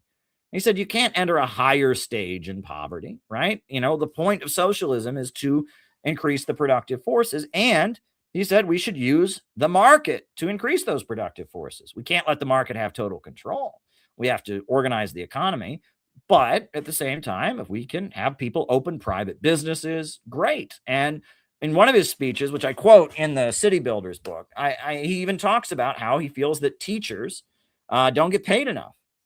I mean, teachers don't get paid enough, and engineers and scientists don't get paid enough, and that some of the most important people in China are getting wages that are very, very low. And he says these are the people we need to invest in, right? And that we want people to take on these jobs, and they're very, very vital in what we're doing. We should be paying them more, right? If and that's generally the way things work, right? If it's very hard to find somebody who's qualified to take on a certain job, well, the people that you find to do it, they get compensated more for doing it, right? If there's a job that doesn't take a lot of training and that, the person doing it is easily replaceable, well, then you don't pay them that much. But if there's a position that it's very, very hard to find someone qualified to take on, or taking it on means they're taking on a lot of responsibility, right? They're not just pushing a button. They're responsible for a lot of things. Well, that person gets paid more.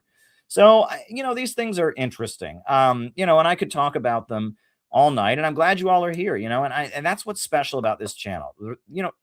All along, it's funny, right? I don't know if anyone here is familiar with Masonry, right? Masonry, but one of the aspects of Masonry, right, is that, Masonry is full of symbols, and it's full of symbols, right? I think that what is the symbol of Masonry, right? The actual symbol is the compass and square around a G, right?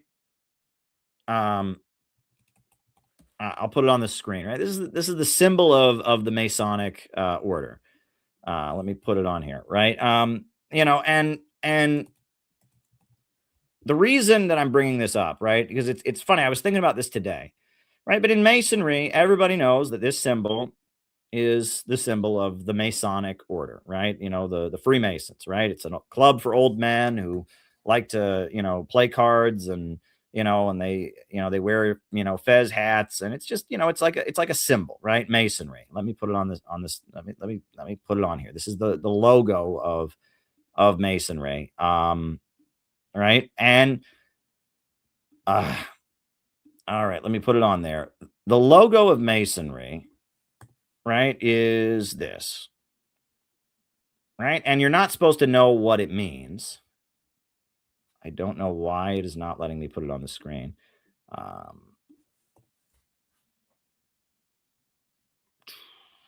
Yeah, it does not want me to put this image on the screen. I don't know why.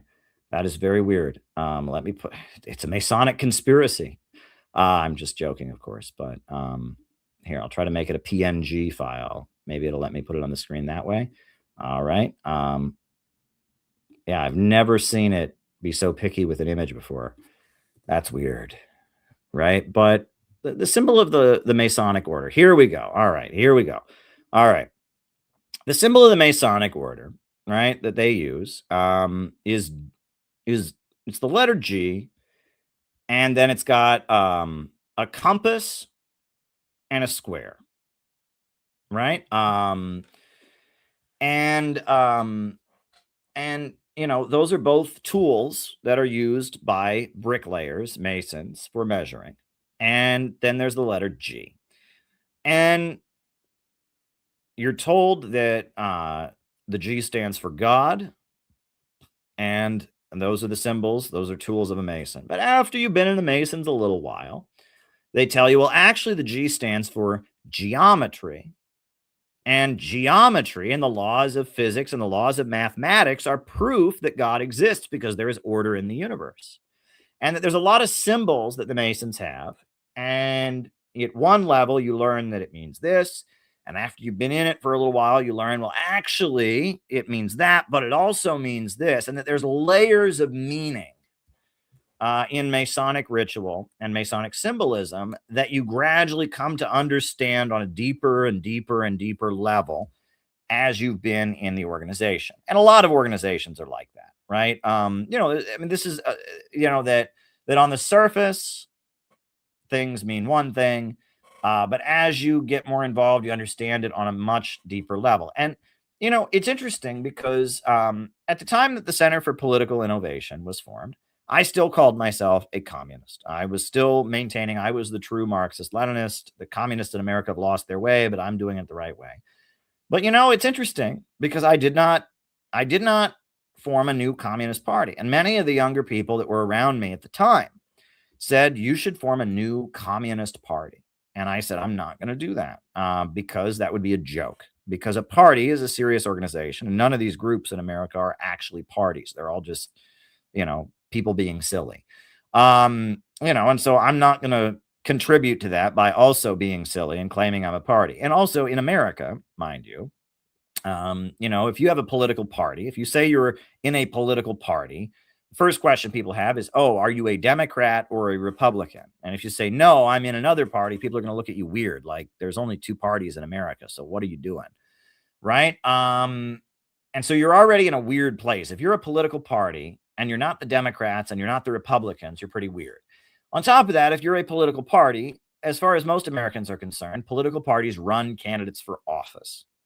And so if you're not in a position to run candidates for office, but you have a political party, people are going to be even more confused. Wait, so you're a political party, you're not the Democrats, you're not the Republicans, and you're not running people for office. What are you doing?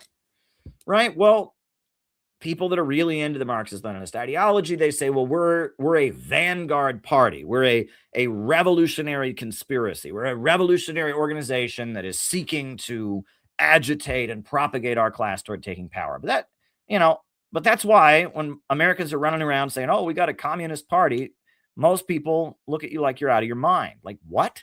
Right? It doesn't even make any sense. And so I said, I'm not going to form another party because to people that are not already communists, forming a political party, any kind of political party, unless you're willing to run candidates for office, doesn't make any sense.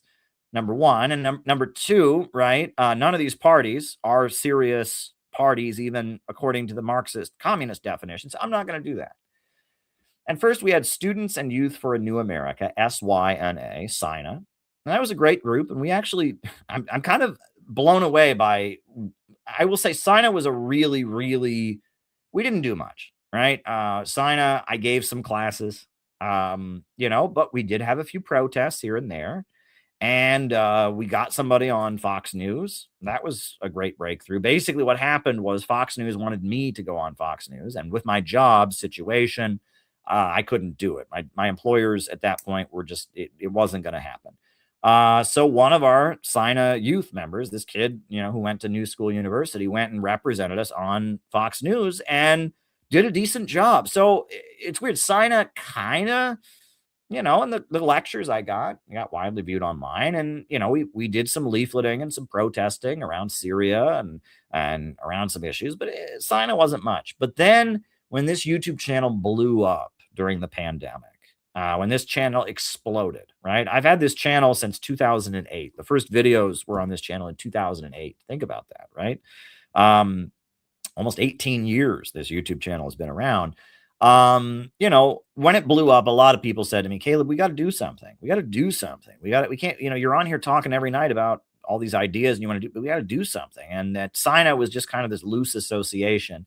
And so that's when we started having webinars. And then we finally, after the pandemic was over, we had our first meetup in Saxton, Pennsylvania. We formed the Center for Political Innovation.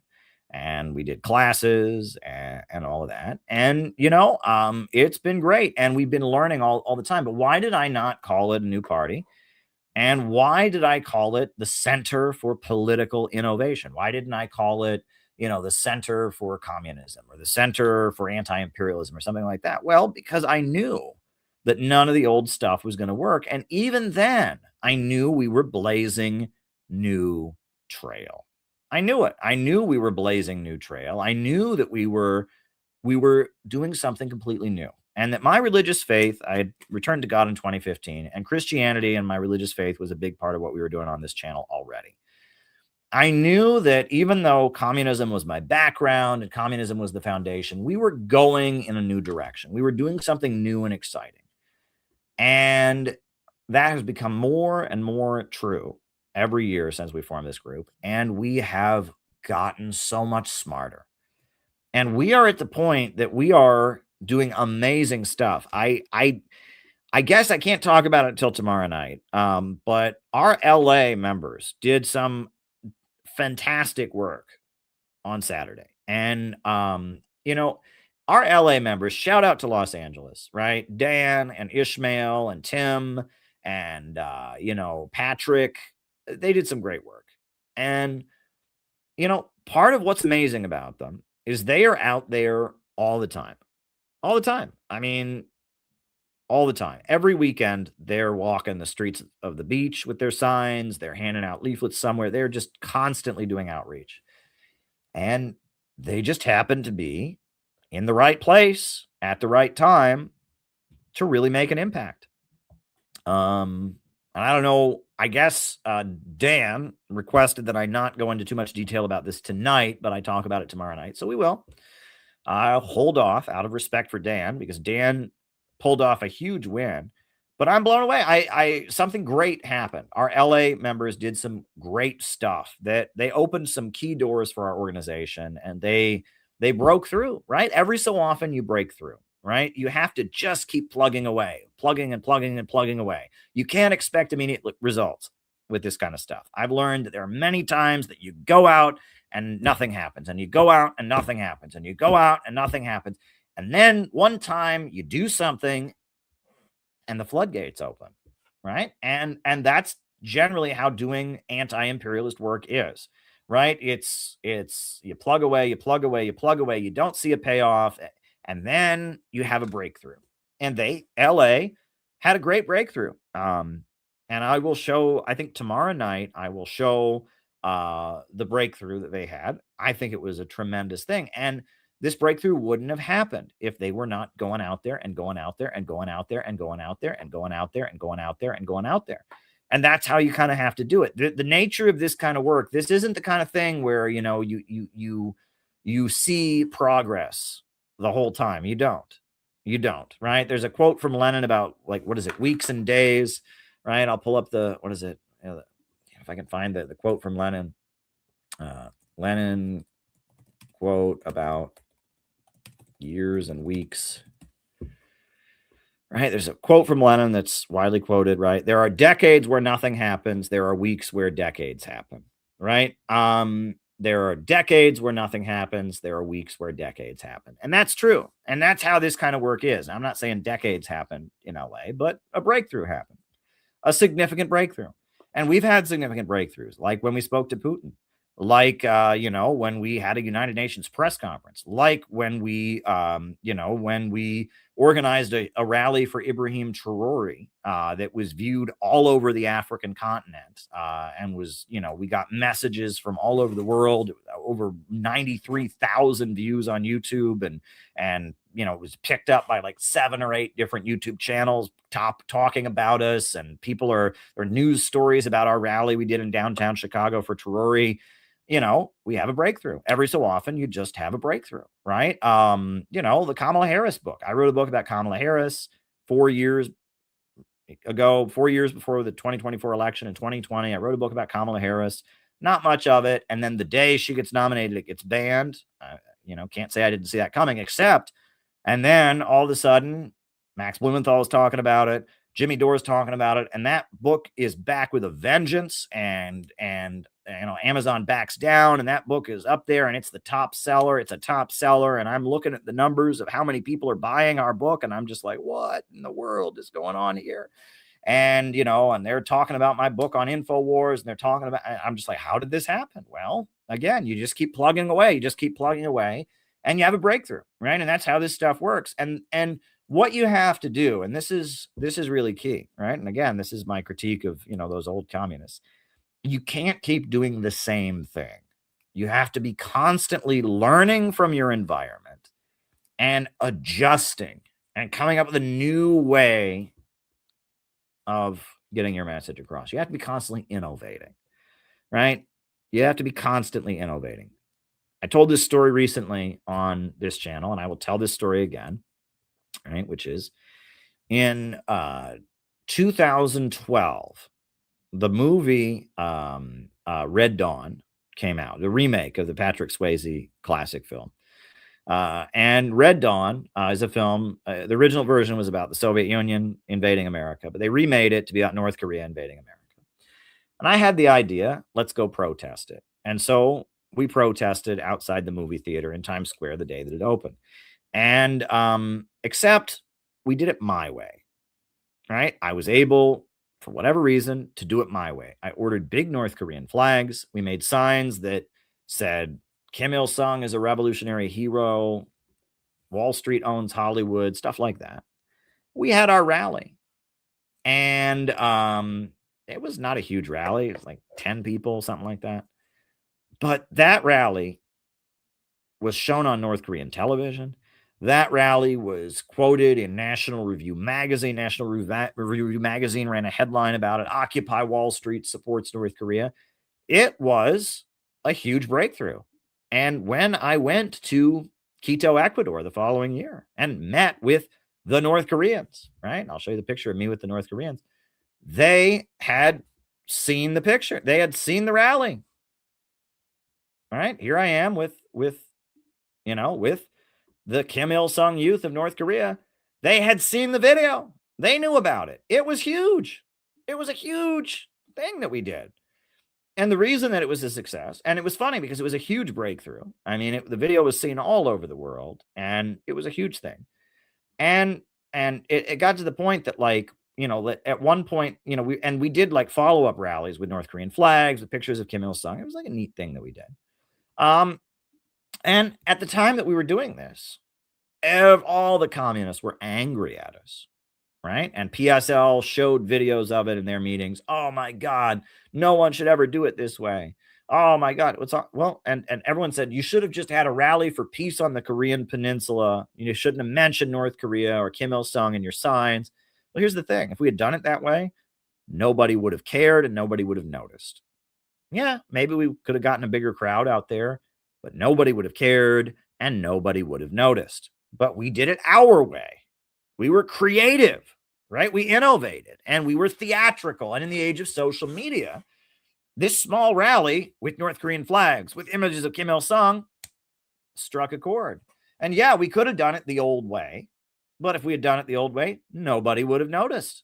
And we didn't do it the old way. And now we do things differently, right? And that's the thing. I'm not saying that's what one should do in all situations, right? Again, the situations change. The situation is constantly changing. You have to be constantly looking for what's working.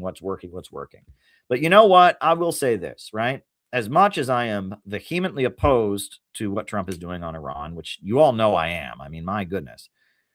But I'll just tell you, there's a group of people in New York City, there's a group of people in this country that are convinced that if they just call Trump racist enough times, he'll stop bombing Iran, right? That's their strategy. That is their entire strategy for ending the war in Iran. If we just call Trump racist enough, the war in Iran will come to an end. No, that's not how it's going to work, right? Look, I saw Alexander Dugin make a tweet the other day, and I thought it's funny. I think he may watch these streams. I don't, if he does, he does. He doesn't, he doesn't. That's fine. I've met Alexander Dugin before, but Alexander Dugin said in his estimate, he gave numbers that are quite similar to my estimate. In America right now, half the country are anti-Trump liberals. I would say maybe 25% of the country are blind believers in Donald Trump, and 25% of the country are what you call dissident MAGA, right? Of those three groups, the most important one is dissident MAGA, right? So it takes zero courage to oppose Donald Trump. I'll just tell you that much, right? And, it's not to oppose his war. And I oppose Donald Trump at this point. I don't think he deserves any bit of sympathy at this point. I cut him a lot of slack because I thought he could be pushed to do good things. But I'll tell you at this point, Trump, if they impeached him tomorrow, I'd laugh. I'd say, well, there you go. What he's doing with Iran is so horrible in my book. Any sympathy I had for his administration, which I gave him quite a bit of sympathy, a lot more than they deserved probably, is gone. But regardless, doesn't take any courage to have the politics of the No Kings rally. Donald Trump is an orange racist man. Donald Trump hates women. Donald Trump is just like Hitler. That's so easy to say, and it's worthless. It's absolutely worthless, right? And it's basically the mainstream media line in America. Every channel but Fox is going to say that, and it's so shallow. Trump uses nasty words. You can't. I can't. That's my response. I can't. And then there's a layer of people, and they're blind supporters of Trump, right? And those people really have been getting on my nerves lately, honestly. They're blind supporters of Trump. What motivates them is anger for the 50%. They're angry at the people who hate Trump. I'm angry at those people too, but their response is all those people are all terrorists. All those people are all communists, which they are definitely not that. And all those people are enemies of freedom. And Trump is amazing because he's killing the Ayatollah. And Trump is amazing because he's, because they're angry with the political establishment in America, which that first 50% represents, they then fall in love with Trump, and they're motivated by resentment, right? The first group, they're just kind of defending the status quo. They're mouthing the party line. The second group, right, the 25% that are blindly supporting Trump, they are motivated by resentment. They're angry at the political establishment, justifiably, but that's all it is. And so Donald Trump is offending the political establishment, right? He's doing all kinds of different things that offend the political establishment. So they like him. And Trump is doing very, very evil things right now. Bombing Iran based on lies, evil. Blowing up a girls' school and then lying about it, evil. Trump is doing bad things, and they don't care because they're mad at the political establishment. They like anything Trump does as long as it makes the establishment mad, as long as the hoity-toity, pointy-headed establishment that is political correct is offended, they're fine with it. But there's this third layer of people. Tucker Carlson, Marjorie Taylor Greene, Candace Owens, those people are thinking. Not everything that they think is good, I will say. I actually just discovered a YouTube channel that was pretty good on the question of Israel, and then I started watching all the other videos, and I was like floored by the racism, and I just went, oh boy, right? So not everything those people are thinking is good, but really it is that 25% that are the only people that are thinking right now. And that might be hard for you to say, but I'm just having gone to a lot of these no war with Iran rallies. These people are not thinking. These people are not thinking at all. No one is illegal. My dog is a beagle. They don't say that, but no one is illegal. Trump is a racist. If Trump wasn't the one doing this war, many of them probably wouldn't even be against it, right? Like a small minority of people that are in communist organizations would be against this. But if Kamala Harris was the one bombing Iran and she was doing it in the name of girl power and freedom, just like with Libya, right? When Libya was bombed, these people didn't do anything about it. Nothing. And even the Workers' World Party that I was in, they said they supported Gaddafi, but they didn't, right? And they did nothing, practically nothing to support Libya. But, the people on the left right now that oppose the bombing, they oppose it because Trump is doing it. And because Trump is doing it, because they've been marching for Palestine, etc. Right? And they're not thinking, and they're following a script, and they're, and that their politics gets watered down more and more every day. It gets watered down into, I don't know. it just gets watered down into I hate Trump. I hate Trump supporters. All Trump supporters are Nazis. It's just shallow. So then you've got another layer of people, right? And the people that are resenting the establishment, right? That are mad at the establishment for how the economy is. They're mad, and they see Trump as fighting the establishment, which I can understand being mad at the establishment. I can understand wanting somebody to stick it to the establishment. But Trump is not doing that. Like, they, in their minds, though, Trump, because he's foul-mouthed, because Trump is mean, because Trump is angry like they are, he must be doing good. And because Trump is not politically correct, because Trump is offensive, because ICE is mean, they see this as Trump is their hero.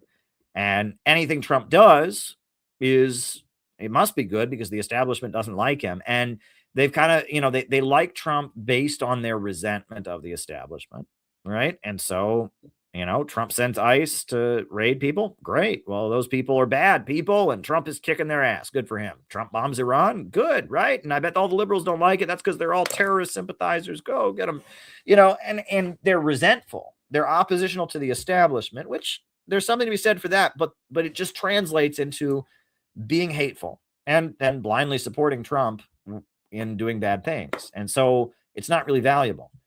But there's that third layer of people that are reading a lot of books. And I mean, look, academic agent, right? Nima Parvani, British guy who's on the right, right? He's on the right. And he has had 4 conversations with me. Almost all of them lasted over an hour, where we talked about Stalin. We talked about economics. We talked about the history of busing. We talked about Noam Chomsky and the role that he played. We had amazing conversations. No one on the left can have those kind of conversations with me. Nobody, right? Nobody on the left. It's just, you're a racist, you're a Nazi, yeah, right. No one on the left. And people that are in that resentment camp, they can't have those kind of conversations either, right? It's just, go get them, wah, MAGA, but that 25% of people, you can have a conversation with them, and you may not agree at the end of the conversation, and they may even think some things that are pretty abhorrent or pretty confused, when it really gets down to it. I don't even want to say abhorrent, but just confused. They may even think some things that are pretty confused, but they're thinking. And I want to talk to people that are thinking, right? Because, as much as I get fired up on this channel sometimes and all that, our ideas here are not simple. As much as I try to simplify it and I try to put it into concise slogans, we need a government of action that'll fight for working families. We're talking about some pretty heavy ideas. And I am comfortable enough to admit I don't know, right? I don't know. I know a lot, and I write big books about what I do know, but I admit I don't know, right? And so there are people in that 25% of people who appreciated Trump saying he wanted to end the wars, but are angry that he didn't. Appreciated Trump saying he would protect our civil liberties, and are angry that he didn't. That's who I want to talk to. That's who I want to talk to. But on that note, folks, glad you're watching. Names and locations. I will call you all out as I see you. Who is with us tonight? Names and locations. Who is with us? Who is with us? Who is with us tonight? Names and locations. Names and locations. Who is with us?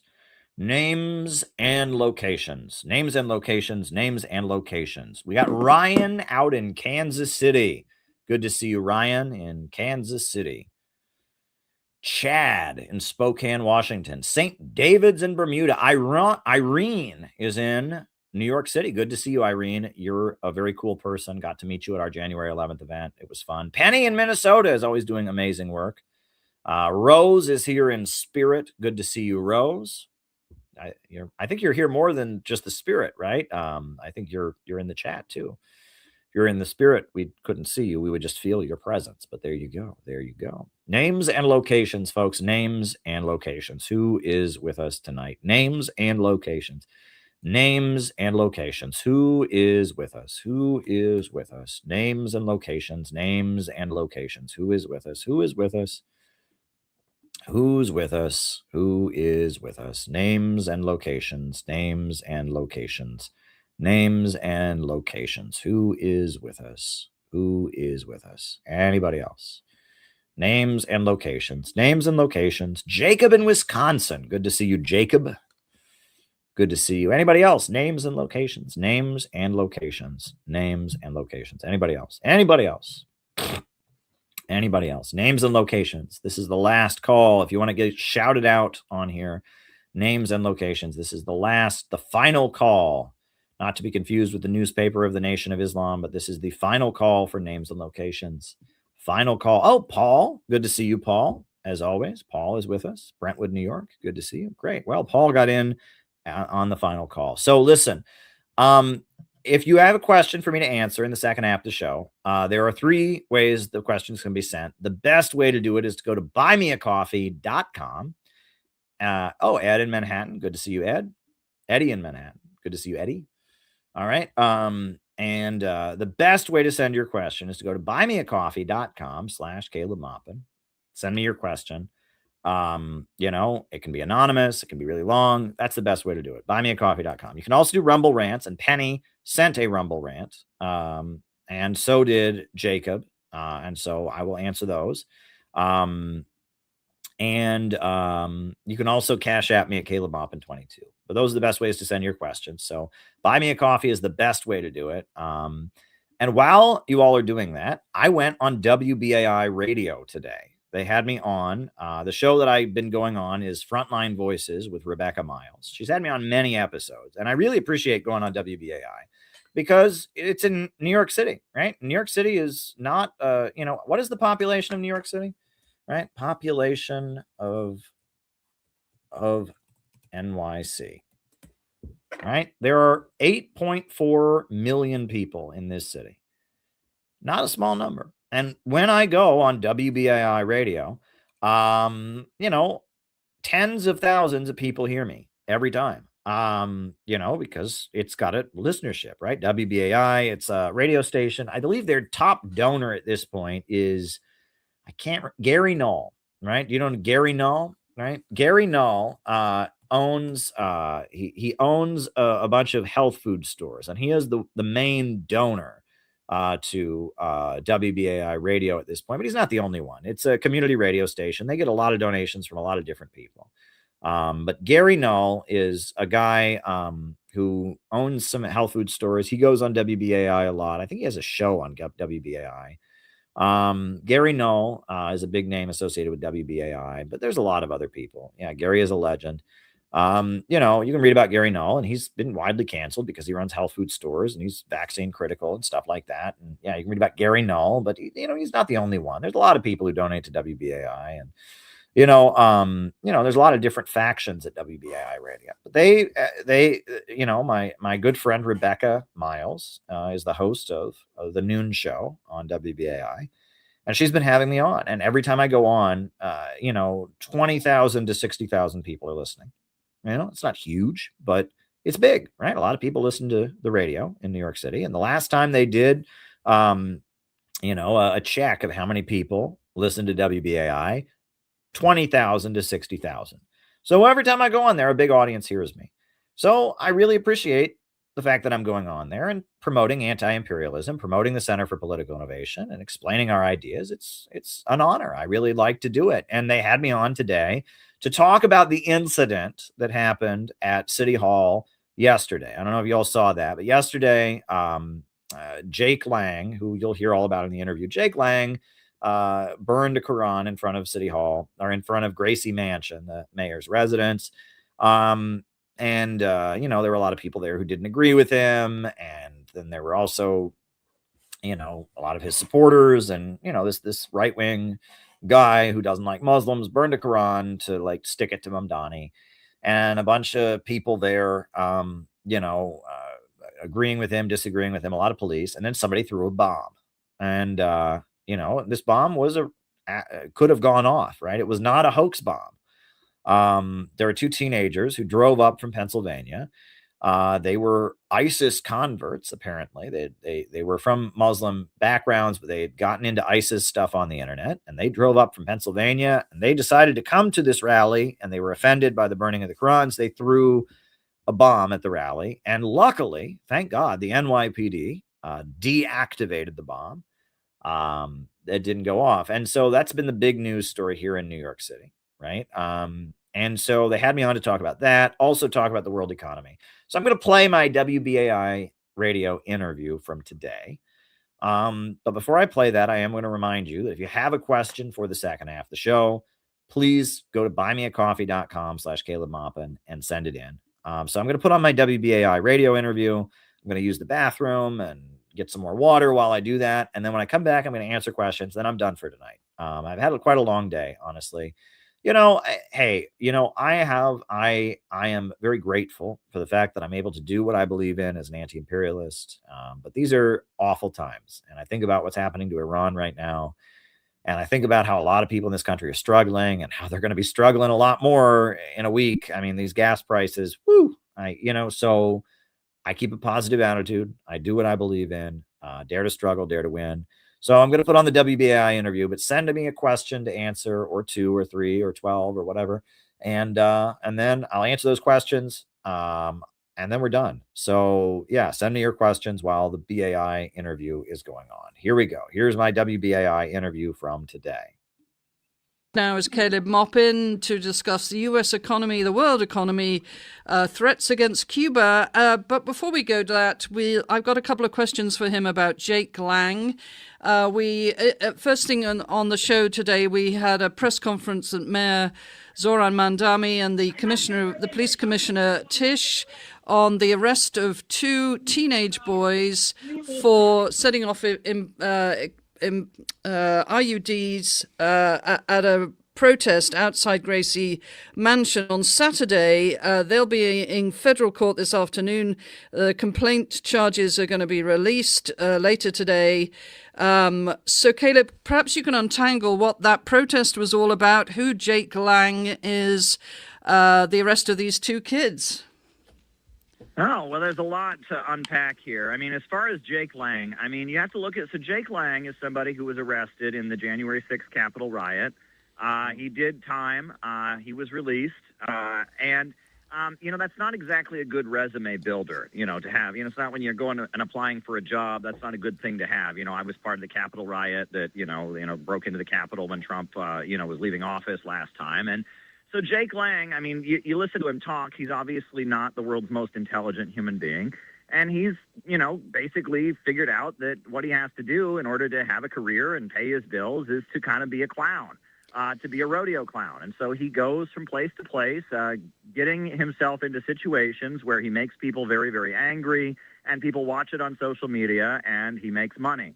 And his thing was he was going to burn a Quran out in front of Gracie Mansion as a way to be racist and hostile to the new mayor of New York City. And I mean, it's just a tragedy of the social media age that we live in. I almost view Jake Lang almost as a victim in a way, because it's like, I mean, yes, he's very racist. Yes, he's offensive, but it's like we have a culture where that's what people do to get attention. I don't think he's really, thinking every night like, oh, what can I do to advance the interests of the country or whatever. I think he's just chasing likes and shares and social media dollars and getting attention for himself. And he's, in a way, degrading himself by doing this, right? I mean, he's kind of become kind of a laughing stock and a fool to get attention. And it's unfortunate that that's the way our culture has become. Right, but this has now taken a serious direction with these 2 explosive devices that were set off. 2 teenagers arrested, and a 3rd device found in a car. They're now going to appear in federal court. So this desire for likes and shares and a little bit of 15 seconds of fame now affects the lives of 2 teenagers in this stunt. So what do you make of that? Well, okay, now that issue is another point. And to be fair to Jake Lang, and as he said just a few minutes ago in his press conference, he didn't throw this bomb. This bomb was thrown by teens of Muslim descent who were offended by his anti-Islamic protests, and they gave the ISIS salute when they were going. This is being considered an ISIS-inspired act. So it looks like these are teens from Pennsylvania, apparently, who were, inspired by ISIS on the internet to engage in what could have been a very deadly act of terrorism. According to the NYPD, this was not a hoax bomb. This could have gone off, and a lot of people could have been hurt or killed. And that this was, we're lucky that this was, it wasn't active. And a couple things were said that need to be pointed out. First of all, ISIS and Iran are enemies. So the idea that this was done on behalf of Iran, which is media, I've already seen media trying to say that, Iran is considered by ISIS to be Shia apostates. And the Islamic Revolutionary Guards of Iran have killed more ISIS fighters than America has on the battlefield in Syria and Iraq and elsewhere. And Iran has been the victim of ISIS terrorism itself. ISIS set off a number of bombs in the capital city of Tehran and has killed a lot of Iranians. And in fact, ISIS are Wahhabis, many of which believe that if you kill 7 Shia Muslims, and Iran is a Shia country, you get automatic entrance into heaven. So blaming this on Iran is just absurd. The other thing I will say about the press conference is, in terms of Mamdani, it was very wise politically because, the last kind of liberal mayor that we had, he didn't get off on a very good foot with the NYPD. And Mamdani is the first Muslim mayor of New York City. And the press conference was very much praising the NYPD, letting the NYPD kind of hail the officers who stepped in and prevented the bomb from detonating, which was a very heroic thing to do, right? I mean, the bomb, the fuse was going off. They ran towards it instead of away from it and prevented it from detonating and saved thousands or maybe tens or hundreds of lives possibly. And that was certainly admirable, and that it was very wise for Mamdani to hail them in the way he did and kind of let them run the press conference this way. And that I think with the vulnerable situation he's in politically and the fact that the NYPD, there's a history of them having anti-Islamic films produced by Israel in their training and such. So for him to hail them the way he did was very strategic. And I think he needs to really maintain a good relationship with the New York City Police Department as a mayor. And I saw him handle that very importantly, very effectively at the press conference. So I think Mamdani is being very smart politically in the way he's handling this. I think the teenagers, they apparently were inspired by ISIS on the internet to do this. And Jake Lang is. This is only going to encourage Jake Lang because it got him even more attention than he originally got. It was enough attention for him to do something very offensive in front of the mayor's house. Now someone tried to throw a bomb at him, so he's getting even more attention, and this is kind of the tragedy of our age. Right. If we could switch gears now, we're now sort of 10 days into this war against the U.S.-Israeli war aggression against Iran. The stock market is rolling with the price of oil, with expectations that it could continue to keep rising. You were out last week talking to people at the gas pumps about the increases in the costs. What were you hearing from at the average American, the average New Yorker? Well, I mean, it's interesting because when I was speaking to people last week, the gas prices had gone up 11%. They were paying about, across the country, it was about an average of 34 more cents a gallon. If you look at what things are at today, it's going to be a lot more than that. We're well over $100 a barrel, and many people expect we could hit $200 a barrel, which would be the highest gas prices and highest oil prices in history. During the Bush administration, we were well over $120 a barrel, and it could keep rising. And Americans are going to pay the cost of that at the gas tank. And also, I will add, that will be to the benefit of Russia. Russia, is a country that its economy is centered around state-controlled oil and gas. And, when Bush shot up the oil prices to the highest they'd ever been in history at that point of about $120, $127 a barrel, that had the result of Bolivarian socialism expanding across Latin America. It had the result of kind of regenerating Iran as kind of the leader of anti-Israel and anti-American resistance in the Middle East. And it also enabled Russia to very much stabilize their economy. And, Putin's leadership in his first few years was solidified by the fact that there was such a huge increase in state revenue. I mean, the average income of Russian citizens during the first couple of years that Putin was in office tripled. Now, there was a lot of inflation, so it didn't exactly equate to that. But, I mean, you think about what that would mean to have your income triple, and that was as a result of the high oil prices. So there's a huge geopolitical impact of oil prices. But, yeah, Americans are going to be paying the cost at the pump. And they're already paying the cost, and they're not happy about it. And it's getting a lot worse. It's getting a lot worse. We also saw the Labour Department released its latest job figures. As in February, there was a loss of 92,000 jobs and a rise in unemployment to 4.4%.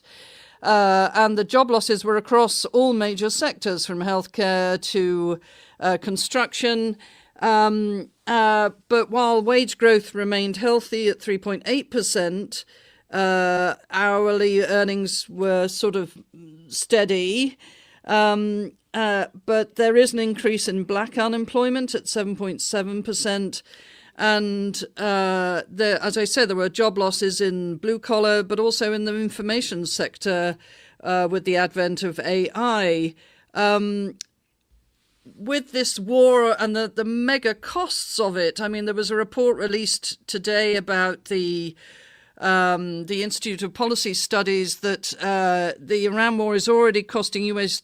taxpayers billions of dollars. I think it was down to, where can I find this figure? The equivalent of military were costing like $45 million per day, and that money could have covered Medicaid for 4 million Americans or SNAP food benefits for 9.5 million. How do you see this war, the trying to balance the justification for this war and how it might affect the economy? How do you see President Trump managing that strange dichotomy? Well, you know, we have to understand those statistics you're getting, those are from the Bureau of Labor Statistics, I assume. And you have to remember that, you know, someone's not considered unemployed unless they've had a full-time job and then lost it, and then they are collecting unemployment benefits for it.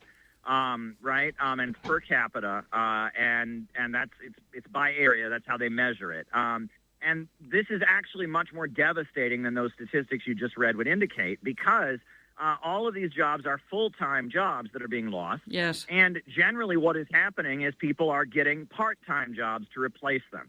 There was a moment during Trump's State of the Union where you just wanted to, like, smack the television because it was just it just hit you right in the face that Donald Trump had a single mom, or not a single mom, a married mother who homeschools her kids.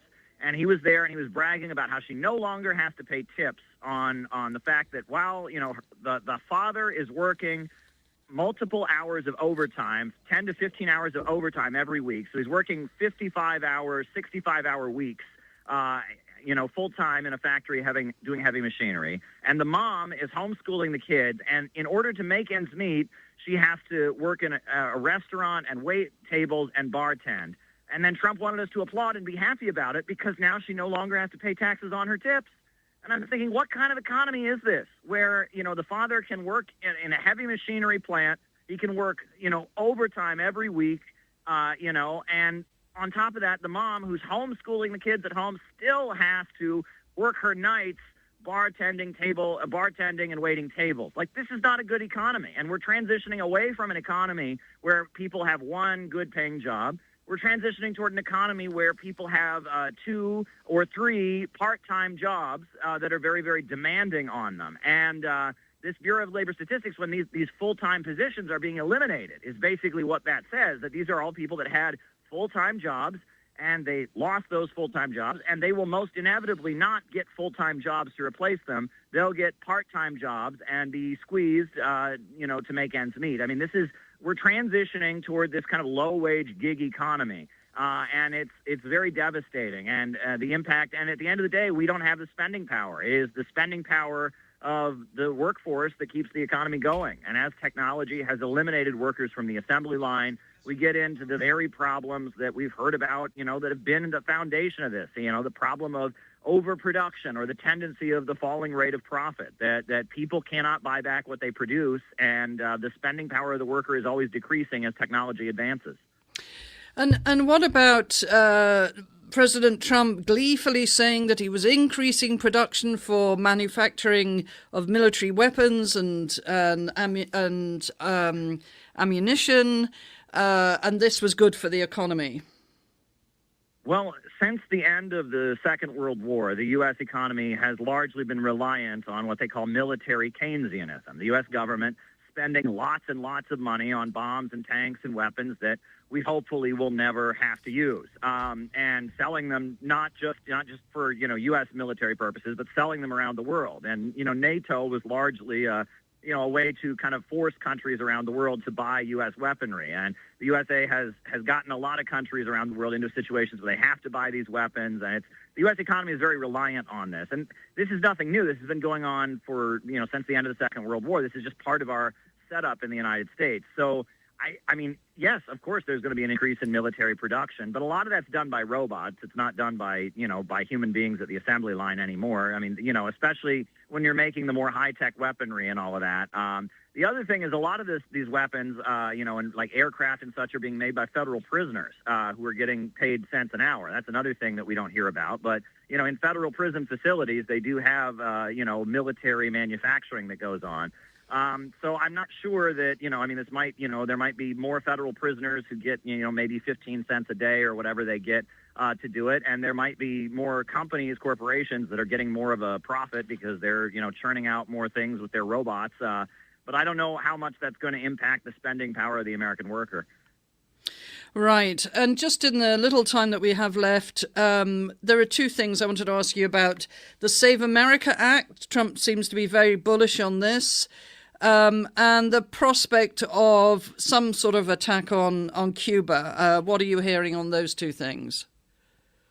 Well, when it comes to Cuba, again, they have created a situation where a lot of Americans live in a bubble. You see the huge mobilizations Iran is having right now to support the new supreme leader that was just chosen.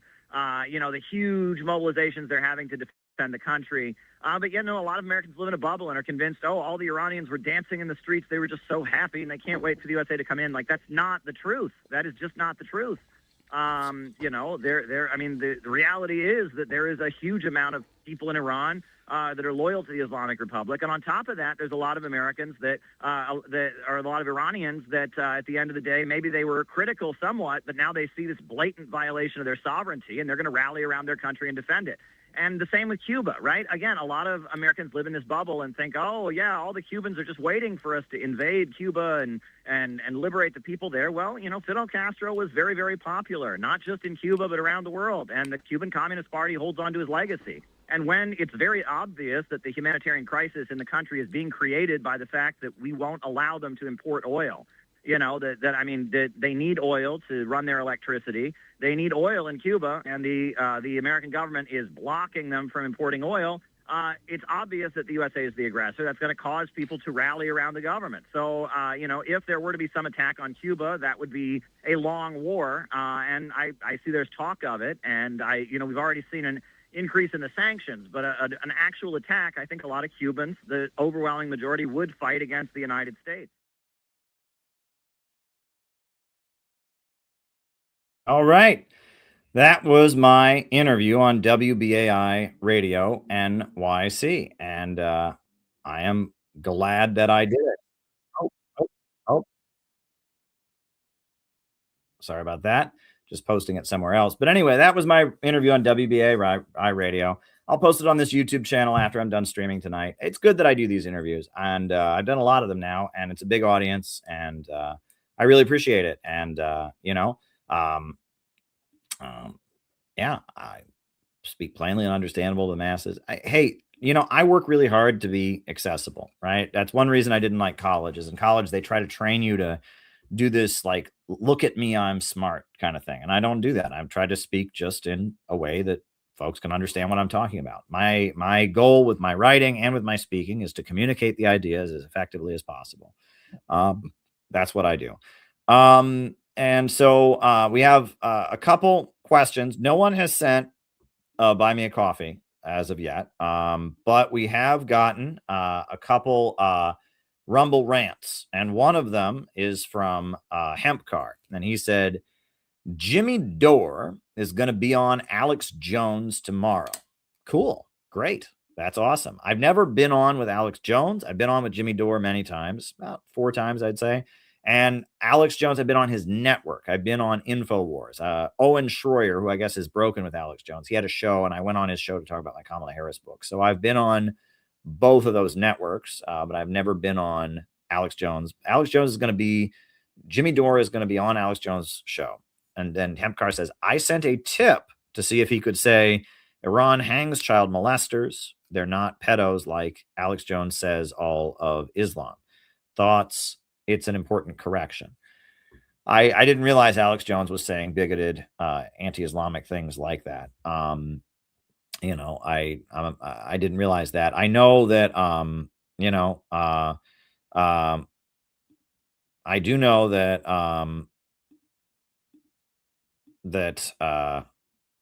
that Alex Jones, you know, he is taking an anti-war stance, and he has broken with Trump over this war, and that's very admirable.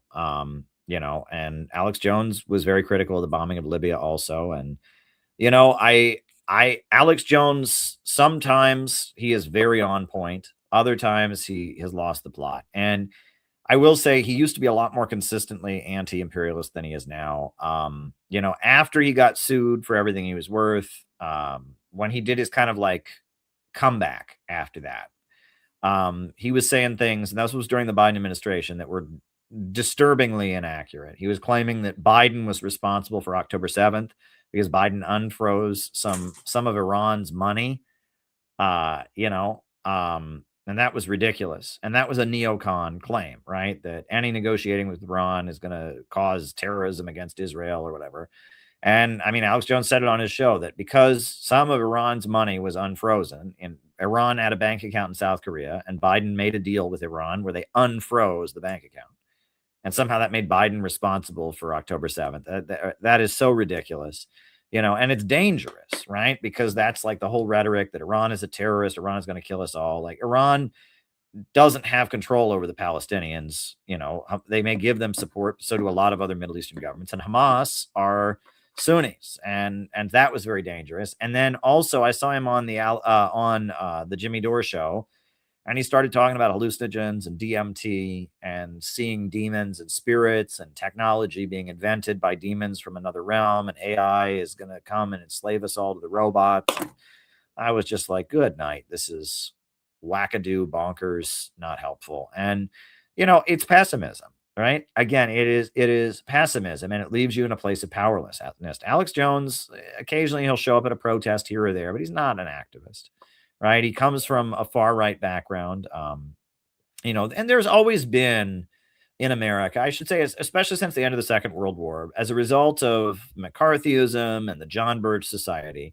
you have like I don't even want to say far right, because when you think of far right, you think of like Nazis. And these people are not Nazis. You have a layer of like anti-communist, libertarian conspiracy people, I guess, right? Who think the government is communist, think communism is a Wall Street Illuminati conspiracy, you know, and want individual liberty. You know, it's kind of like the guys out in Idaho, you know, the Idaho, you know, the ranchers that were fighting the government and stuff. There's a layer of like these kind of like conservative anti-establishment elements that, you know, and those folks are an important constituency in America. You know, and a lot of them are racist, not all of them though.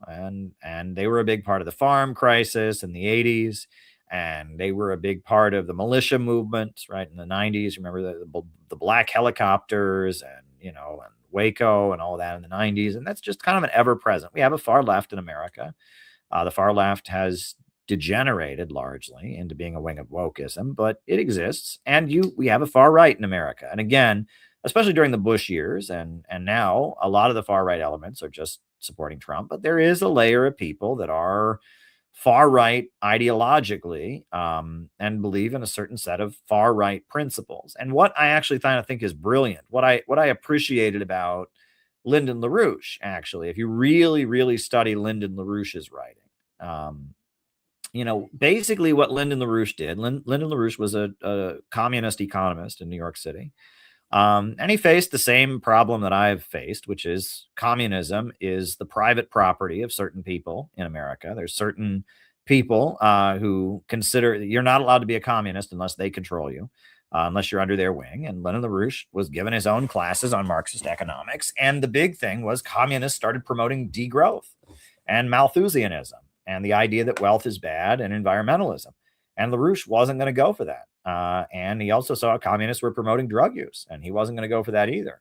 And he saw that the hippie counterculture was not a working class movement. It was being engineered. It was a result of the Tavistock Institute. It was a result of the Congress for Cultural Freedom program, and he wasn't going to go along with it. And he knew enough about Marxism. He'd been a Trotskyite for 10, 15 years that he started giving classes at the Free University of New York City, which was like a building, like a nonprofit building where people could give classes.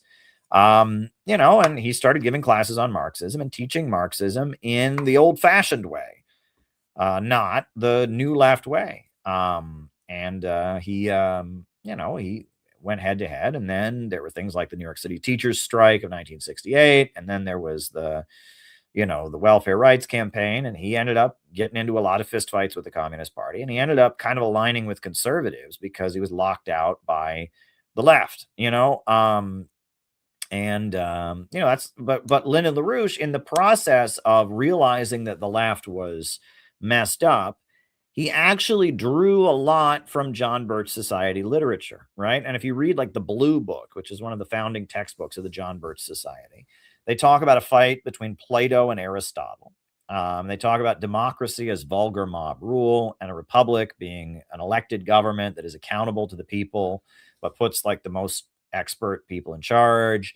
The John Birch Society, basically they argue that the left, the new left was being fomented by, and it was true, by wealthy foundations. The Institute for Policy Studies was being funded by the Rockefellers and all of that.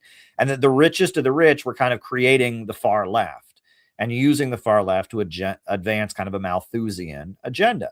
And so LaRouche took that from the John Birch Society and their kind of like leftism as a Wall Street conspiracy. And he combined it with what he already knew about Marxist economics. And he developed a way of understanding the world that is pretty profound, honestly. And in my book, Divisions in the Ruling Class, I talked about that. And, I don't agree with LaRouche on everything, but, and a lot of LaRoucheism is not very clearly spelled out, I will say. He obfuscates. His writing style is very different than mine, but if you look at LaRoucheism, it takes the knowledge that the far right has about how like mainstream leftism is fomented by the richest of the rich to serve their agenda. And then it takes the Marxist understanding of how the economy works and how the market holds back growth, and you need a state that is actively promoting economic growth. And it kind of combined it into a unique understanding. And that understanding has a lot to do with the Belt and Road Initiative of China, with the Eurasian Economic Union. The LaRouchian economics is widely respected in a lot of parts of the world. Because LaRouche understood the economy, and that outside the United States, there's a lot more respect for LaRouche than you would think. Here in America, they just kind of treat the LaRouche people like cranks, they're just a bunch of crazy conspiracists. And often in the past, lately, over the years, Schiller has presented itself in a little bit better manner. But I remember when I would see them on the street, they looked crazy. That around the world, their economic understanding is pretty well respected. One of the big communist parties in Ukraine, for example, right? After the fall of the Soviet Union, you had the Communist Party of Ukraine, but then you have a breakaway called the Progressive Socialist Party of Ukraine. It's outlawed in Ukraine now. It's considered a pro-Russian party, but it's like a LaRouche breakaway from the Communist Party of Ukraine. And they're a communist party, but they're a LaRouchian party, right? Helga Zepp LaRouche, LaRouche's widow, is very well respected in China. To the point that they print like long form interviews with her in China Daily newspaper, and that she goes on Chinese state TV all the time and is consulted as an important thinker. And that there is something profound in LaRoucheism, and I don't denounce it, and I don't deny it's an influence on me intellectually. I was in a Marcyite organization for years.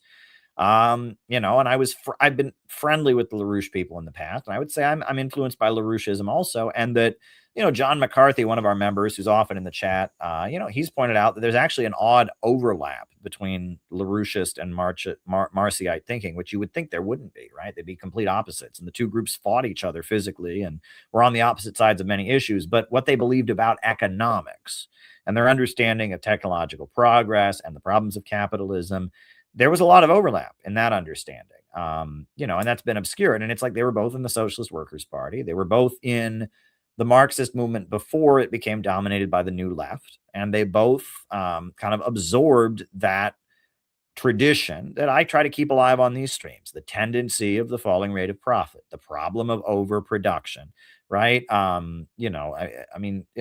These kinds of critiques, you don't hear this anymore, right? It's infuriating to me. And it's like, we at this point have to call it something completely different because it's just so different. But it's like, most people who talk about communism in America, what they say is most people in America who talk about Marxism, right? Most people who talk about socialism means the government gives you free stuff, which it does already, right? We already have food stamps for low-income people.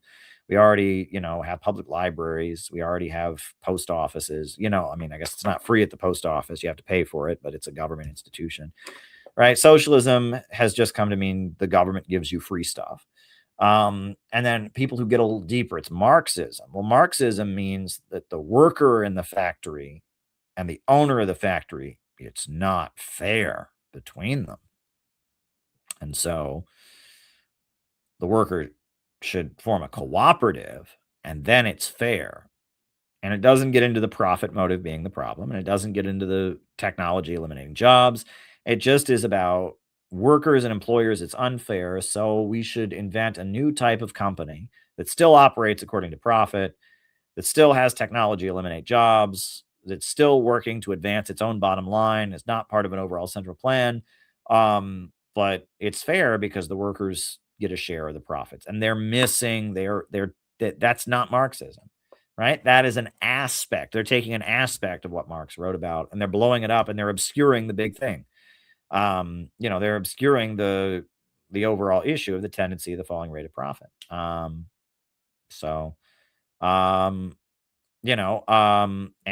it's a problem. And LaRouche and Sam Marcy, both of them understood, the problem with capitalism being that it holds back and prevents economic growth, the need for a state to control the means of production. They understood these basic things. They took them in completely opposite directions, right? LaRouche took it in the direction of, we need to kind of make an alliance with conservatives against the New Left that is a fascist danger. Marcy took it in the opposite direction of, in order to support the socialist countries, we need to kind of enter the New Left and try to nudge the New Left to be more aligned with Cuba and the Soviet Union and North Korea and people like that. And we can kind of infiltrate the New Left and push it in an anti-imperialist direction. And, it was a completely opposite approach. We're demonetized. We can't do super chats, but if you want to send a question, go to buymeacoffee.com/Caleb Maupin. Trust me, if we could do super chats, I would do it, my friend. I would totally do it, but we can't. But anyway, that actually brings me to, we want to do another super chat. The next Rumble rant on the Rumble was from Penny, and she sent a video of International Women's Day in Burkina Faso. And I'm going to put that on, actually. But before I do, I will just, thanks for the reminder, go to buymeacoffee.com/Caleb Maupin and send your question.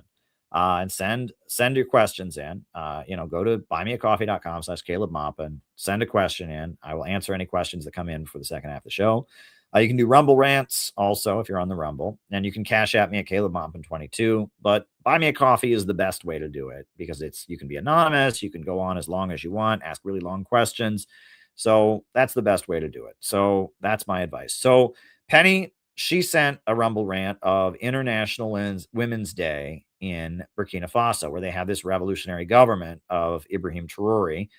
She sent that in. So I'm going to put on her video that she sent in of International Women's Day, the communist holiday. That's now it's part of the United Nations at this point. It was originally the second international that invented it. And then it was the communist governments incorporated it. And now it was originally International Working Women's Day. Now it's International Women's Day, and it's just part of the United Nations and everything. March 8th is International Women's Day. This is Burkina Faso, International Women's Day, the government of Ibrahim Traore honoring the women.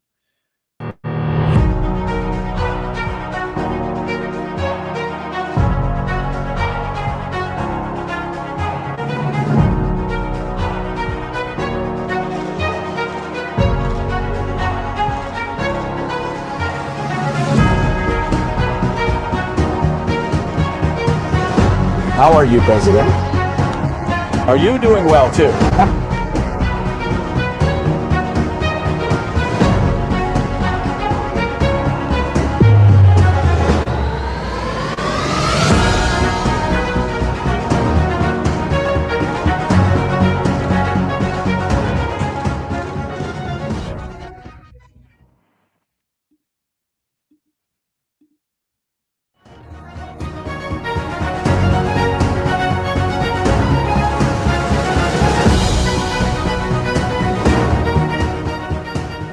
Happy occasion this morning, and welcome here for this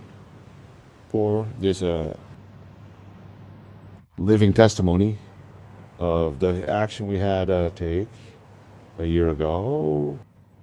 I think we can only thank God who allowed us to act differently, and for women to also understand our vision in terms of women's emancipation.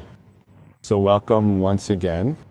I remember that it was on March 8th last year that we set foot on this Zongo perimeter, which allowed us to see the hardship and suffering of the women in terms of securing their production, in terms of water tubule production, in terms of water, agricultural equipment and inputs. This led us to take the necessary steps to ensure that these spaces were developed for them and that today production is a reality.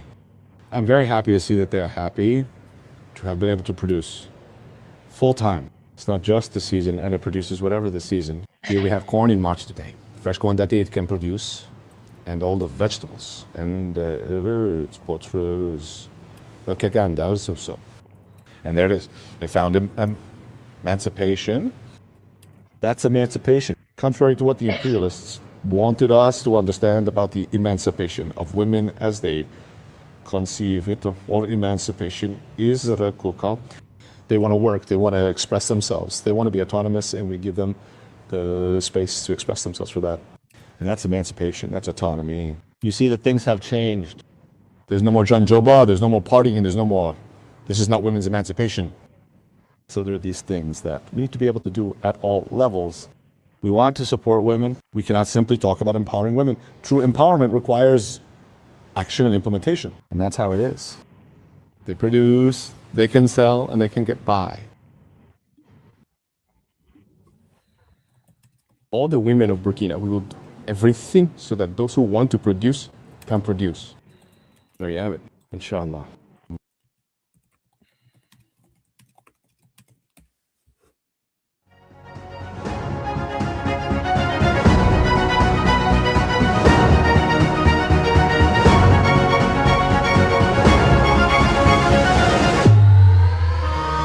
Man, dear sisters, women fighters and fighters that you are beast saluted, eh?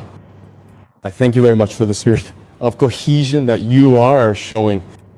I am one of those who do not believe that there's a single day dedicated to women. Every day is for women. And they're translating this into concrete terms over the 12 months of the year, and that is what we are asking for. Contrary to what the imperialists want us to understand about women's emancipation as they conceive it. Of emancipation is here. They want to work, they want to express themselves, they want to be independent, and we give them the space to express themselves to do so. And that is emancipation, that is autonomy. In the context of the war that Burkina Faso is experiencing, particularly the fight against imperialism and neo-colonialism that is manifesting itself in violent ways, women are the most affected. Many women today find themselves the heads of households of Abbas, displaced and have lost everything. But they have to fight to keep their families together. You are heroes, I never stop saying so. And this is an opportunity for me to pay tribute to all the fighting women of Burkina Faso, Africa, and the entire world, and to continue this fight so that humanity can find peace again. We have launched a program to empower all women, and this will in various areas. In the agricultural sector, the perimeters are already being developed in each region, soon in each province, and in each commune. And all the women who can join cooperatives and production associations, we will support them in finding the necessary spaces and creating all the necessary conditions supported by the Ministry of Agriculture so that they can produce. The other aspect is processing. We intend to support women in small-scale processing so that they can flourish and express talents because they have ancestral knowledge of indigenous processing of our local products that we must be able to promote that. And the third aspect is how to channel young girls into technical and vocational in order to modernize and set up the machinery for endogenous processing that the Mamads are setting up. So that is a challenge to be able to direct young girls towards technical education, and soon they should be able to build machines to help the mothers process the raw materials that we produce. So when we manage to combine these three components, I think we will have achieved our goals of empowering women, of making women truly fulfilled. And that is where women will be able to help us in another fight that we're waging today regarding the meaning of conveying the intrinsic values of the Burkinabe. Burkina Faso has values, and these values must be conveyed across generations. But today's social media platforms are inadvertently causing the loss of many of our young girls. For this fight, we need women to be role models, to attract young girls to leave these spaces that are not necessarily spaces of fulfillment, of expression of our values, to really in production, processing, or machine building, to help with the transformation and to actively participate in the life of the nation. This is our vision for women, and I think that this day of celebration, which celebrates women's resistance, resilience, fighting spirit, selflessness, and determination, should be a day of constant reflection to achieve the goals I have just mentioned. In ancient times, these were days of celebration, entertainment, and all that goes with it, and I don't think that's the right way to go. In the vision of the revolution, we see women's emancipation in a different way, and I think that your technicians have their work cut out for them to be able to make the software change to adapt to today's context and support women in this vision. And I think that they are the happiest. Many areas have already been completed. They are currently receiving their work, and we will continue to monitor them to be able to support them in production and also in processing. We are going to launch the program to support them in this. And as I said, technical education will be your main focus to channel young girls into technical education. Many industries will emerge in Burkina Faso, and raw materials are therefore welcome. I have already ordered that to coordinate for the tomato issue, how women can actively participate in supporting the tomato factories that we have already set up. So in all these factories, many women will be employed, and I am proud to have inaugurated factories such as the Akatim processing plant, where many women are employed, and it warms my heart. That is what we need. So I encourage all women to review the emancipation model that we want to offer them, to get involved, to join cooperatives and associations, to create units together as a unit, and also to try to modernize this transformation. We will be there to support them and help them achieve their goals. So I wish you a very happy celebration to all the women of Burkina Faso, to all the women around the world. And they have reflection of the prospects for this emancipation of women. So good luck to all of you, and may God accompany you in your activities and that things continue to move forward. May God put his hand and protect all the Burkina Faso. May God give you the strength necessary to be able to educate our youth in the values that we desire. Thank you very much to everyone. May God be with you.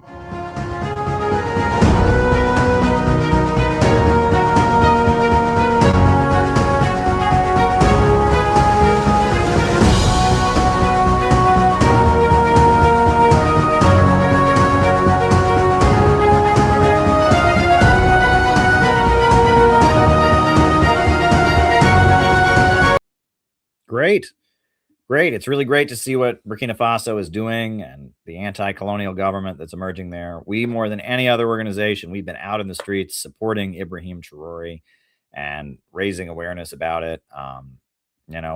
So there you go. That was great. Penny also asked about Kenya and like alleged recruitment, about, you know, yeah, and alleging that, Ukraine is recruiting people in Kenya, alleging that Russia is recruiting people in Kenya. I don't know any of the details about that. I just don't. I understand that Ukraine is somehow involved in the terrorism in the Union of Sahel States, and that's pretty well documented that Ukraine has been kind of cooperating with the Wahhabi terrorist groups that are looking to oppose the Union of Sahel States in Mali and Niger and Burkina Faso. I know that, and I do know the Communist Party of Kenya, which has kind of been rebooted in the last couple years and is now a very, very anti-imperialist and pro-Russian organization, is actually facing a heavy amount of persecution all of a sudden, which is interesting. You don't think about the Communist Party of Kenya, right? But out of the blue, the Communist Party of Kenya, kind of rebooted in the last 5 or 6 years, and they have a lot of followers and they have a big social media presence, and now their leaders have been arrested and are facing heavy persecution. I know that much. Kenya is in the U.S. camp. It is a pro-imperialist government on the African continent. So I don't know. And when it comes to Kenya in particular, that's actually Jessica Coco, who we honored at our CBI event. That's one of the events where one of the things I got to know her through is her and I, when I first moved to New York, there was this thing called the Brecht Forum, which was like a center where you could go to get Marxist classes. And they gave a class there on the Mau Mau uprising in Kenya. And we read 2 books, Mau Mau from Within and Imperial Reckoning. Imperial Reckoning, it was kind of a history of the Mau Mau uprising and the brutal crimes committed by the British Empire. And Mau Mau from Within was like essays about the impact that the Mau Mau Land and Freedom Army had on the anti-colonial revolutions of the world, etc. That was a really educational class. It was taught by an older guy who was just an older communist. I don't think the guy had any formal education, but he was just really interested in anti-imperialism. And he was just an older Maoist communist dude. I don't even know if he was in any group or anything, but it was a great class. And Jessica and I got to know each other by going to those classes. And it was interesting. I was in the Workers' World Party at the time, but they didn't give any classes like that, the Brecht Forum closed down a few months later, and they replaced it with something called the Commons. And the Commons doesn't do classes like that. They do classes on woke shit, but the Brecht Forum, they actually taught like Marxist economics classes. And they taught this class on the Mau Mau revolt in Kenya. And that's where the word counter gang, right? You talk about counter gangs. Where does the word counter gang come from? It comes from the Mau Mau revolt in Kenya. Frank Kitson was the leader of the British Army, and he formed counter gangs, right? And I've ended up, that's like, the understanding of a counter gang, that's a big part of CPI, right? That's a big part of our understanding. I've got a book, What is a Counter Gang? Understanding what a counter gang is, right? Well, a counter gang, what is a counter gang? It's like the pamphlet, a counter gang, that term counter gang comes from Kenya and the Mau Mau revolt in Kenya. And there you go, right? Yeah. And Barack Obama's grandfather was part of the uprising against the British and was tortured for it. And then Barack Obama's father became part of the kind of, puppet government of Kenya. And Barack Obama's father was just kind of a wealthy Kenyan. But Barack Obama's grandfather had been part of the Mau Mau uprising, from what I understand, or at least I think an earlier uprising, and was tortured for it. And was arrested and tortured by the British military for that. That's very interesting. The other thing is that there was something else about Kenya or something I was going to share, and I can't remember what it was. Well, it's just, during the Second World War, this is true. During the Second World War, the Nazis funded the Kenyan resistance, right? And you wouldn't think that, right? But it's true that Kenya was colonized by the British, and Hitler did not like the British. And there was a communist wing of the Kenyan resistance. And so they made peace with the British because they said the Nazis were the main threat. But the non-communist wing the kind of African nationalist wing of the Kenyan resistance, got funds and weapons from Hitler. That doesn't mean Hitler was good, but it is a historical fact that should be pointed out. And yeah, I mean, and they always bring up that the Grand Mufti of the Palestinians got weapons from Hitler and supported Hitler and translated Mein Kampf into Arabic and all that. That's true. He was fighting the British, right? And so were the Kenyans. The Kenyans got funding, and Gandhi, made statements sympathetic to Hitler and stuff. And a lot of people around the world were fighting the British. And people forget that, obviously the Nazis were the main danger during World War II. Okay. But prior to Hitler, the most genocidal and murderous entity the world had ever seen had been the British Empire. People always forget that, right? That every country in the developing world, practically, right? Whether it's China, whether it was Southeast Asia, the Caribbean, the African continent, especially, all over the world, the British Empire committed horrendous crimes against humanity. They killed, at one point, they killed 15% of the population of Ireland. Right? They forced a famine onto Ireland. And during that famine, they created land seizures, and they just exterminated 1 out of 10 people, 1.5 out of every 10 people in Ireland. Right? I mean, the British Empire was a murderous entity. And you'll notice all these people who do this body count stuff, communism killed a gajillion, gamillion, and you'll hear, and they'll sometimes say fascism and Hitler killed a gajillion. But it's like the British Empire never killed anybody. Right. And it's interesting because the ideology of the British Empire was free trade. Adam Smith. Right. That was their ideology. And so if you're gonna say a body count for communism or a body count for fascism, you better give a body count for liberalism. And then when you bring that up, they say, well, that wasn't real liberalism because they were being forceful about it. They were using state power. Well, I mean, I could say it's not real communism. I could say it's not real fascism, but people believing in liberalism have killed far more people.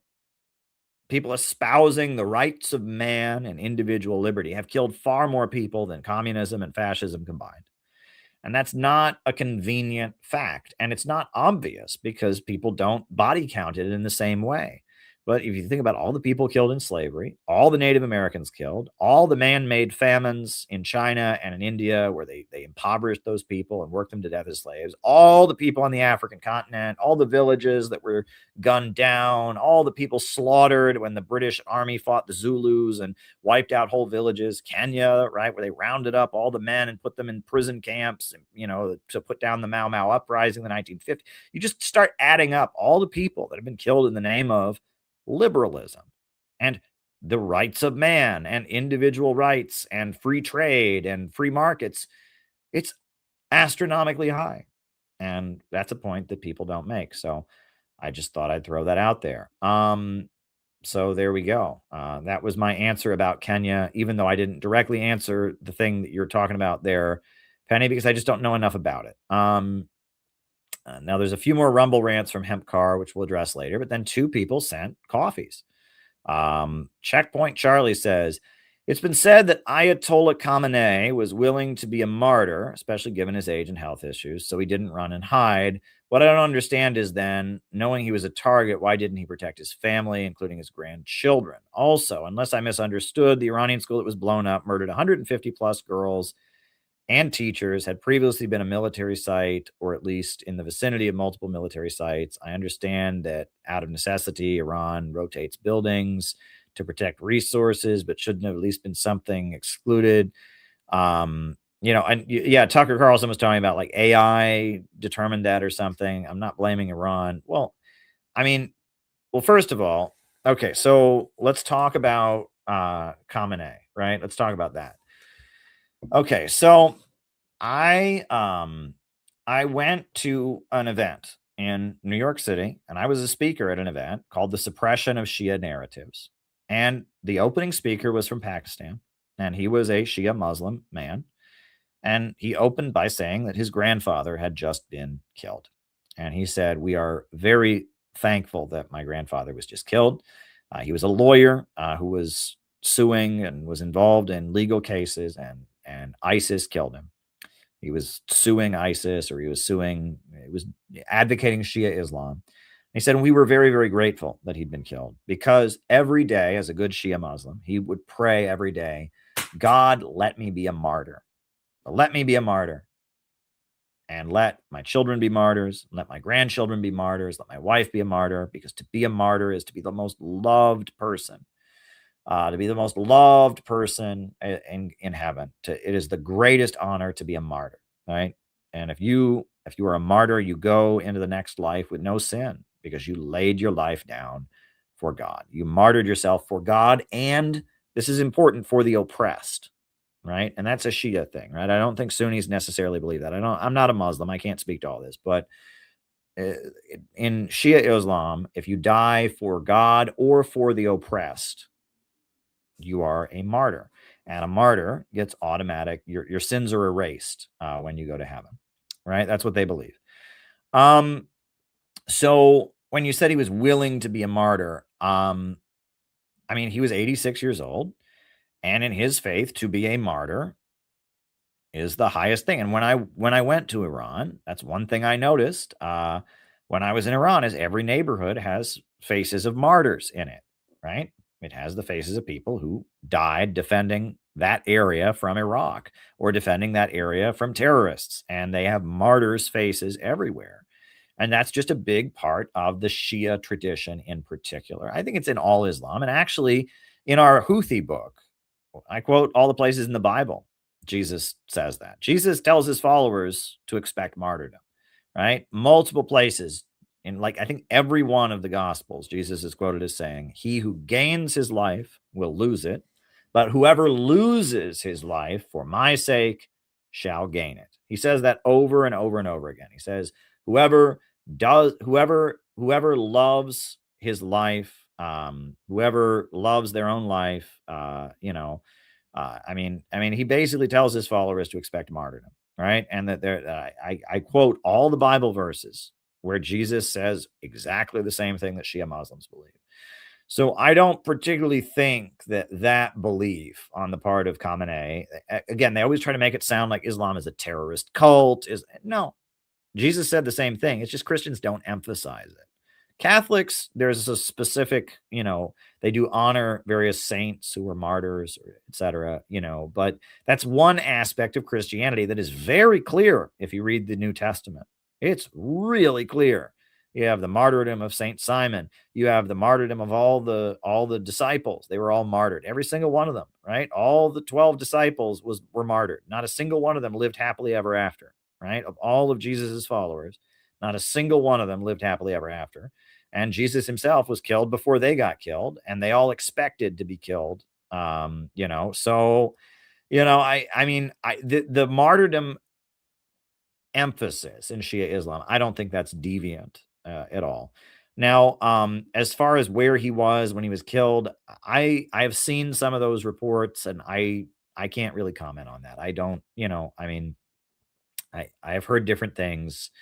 I've heard statements to the effect of he was killed while he was running the country, right? That he could have been someplace hiding in a bunker, but he felt it was necessary to run the war. And so he was somewhere running the war.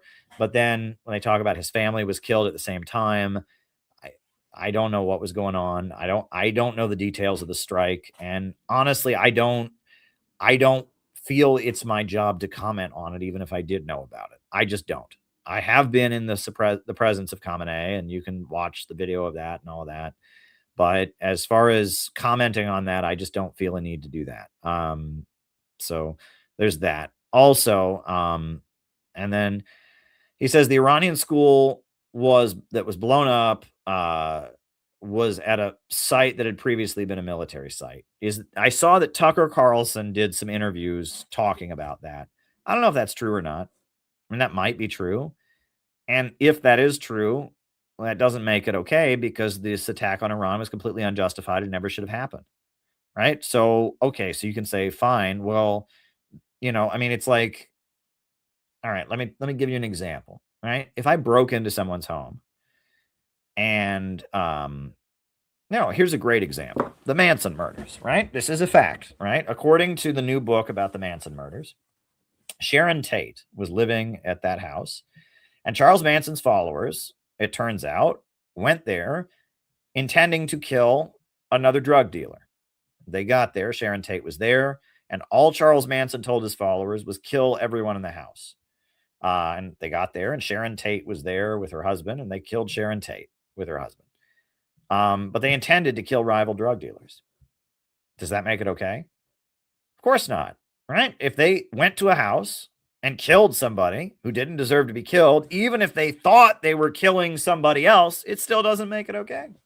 And I know you know that, Checkpoint Charlie, but I'm just pointing out, like, okay, so the USA had absolutely no justification for attacking Iran. Iran was not a threat to America in any way. So if they went to Iran and killed a bunch of people at a site, and they thought it was a military site, and it turned out it was a girls' school, that still doesn't make it okay because the USA still had no justification for attacking Iran, right? If you're doing something wrong, and in the process of doing something wrong, it turns into something even worse than you intended to do, that doesn't make it okay to begin with, right? I mean, you know what I'm saying? You know, you can argue about intent, you know, what was the intent? You know, but I mean, it was still the wrong thing to do. They shouldn't have done it. And honestly, I'm going to disagree with Tucker Carlson. I think it was intentional. I think that everything about this war has been very intentional. They're trying to cause as much bad blood as they possibly can, right? When it really gets down to it, I don't think the Islamic Republic is going to be toppled. And I think they know that. If they wanted to topple the Islamic Republic, they'd be filling the region up with troops right now to go in and occupy Iran. They don't want to do that. They just want to cause as much chaos and harm and resentment and rage as possible so that Israel can justify its military budget, so that Netanyahu can get the upper hand in Israeli politics, so that they can sell lots of weapons.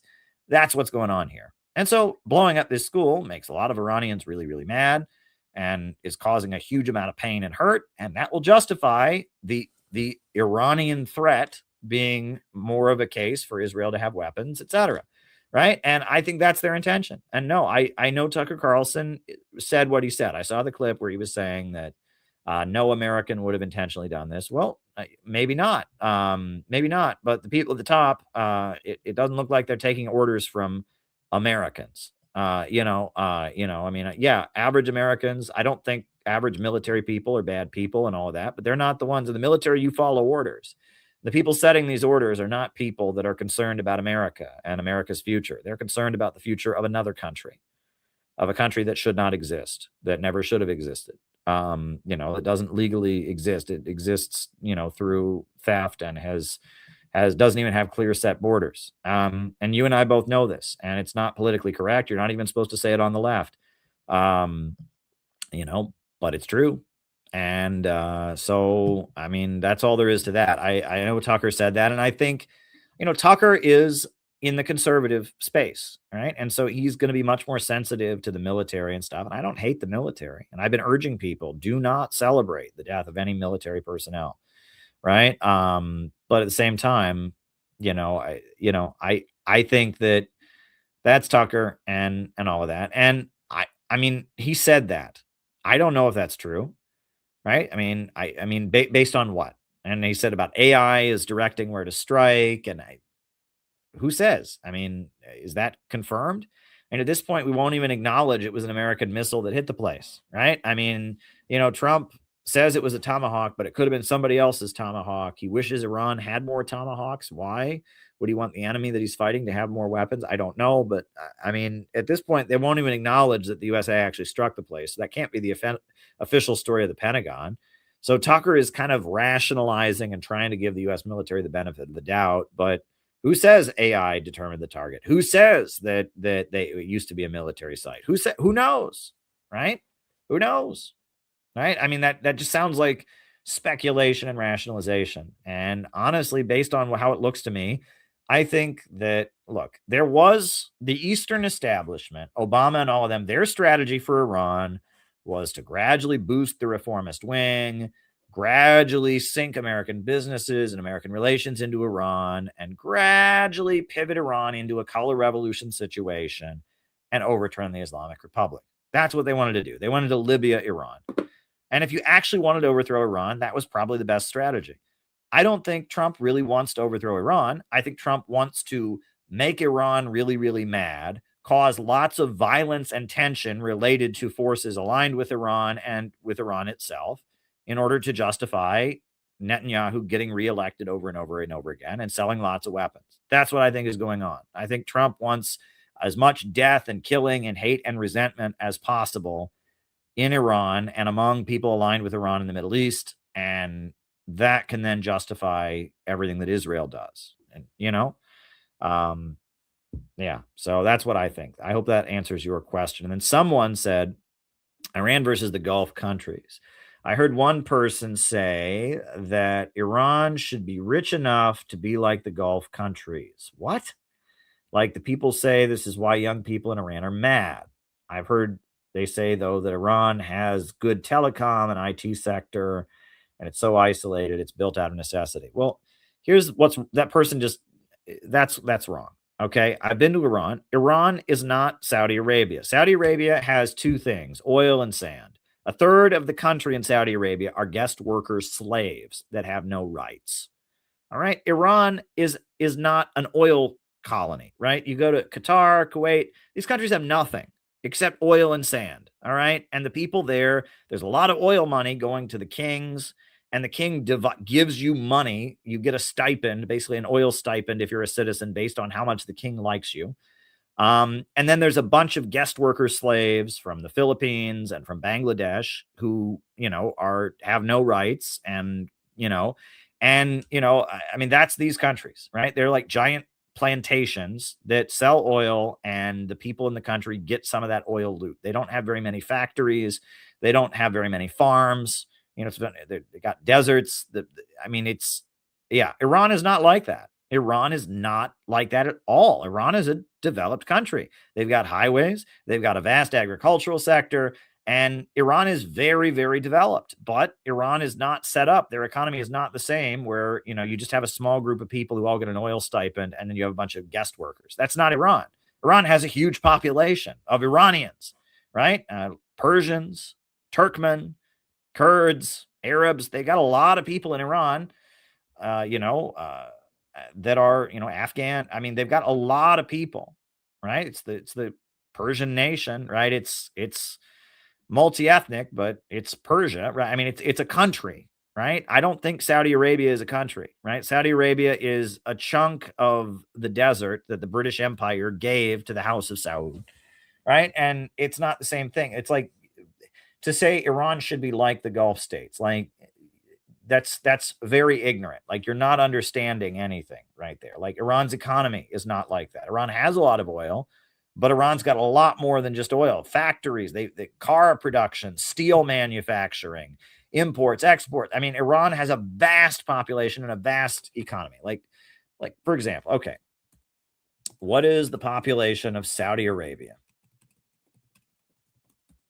All right, Saudi Arabia has 35 million people. What is the population of Iran? Iran has 93 million people. Now, look at the size of the countries. 93 million people versus 35 million people. That's a pretty big difference, right? Right?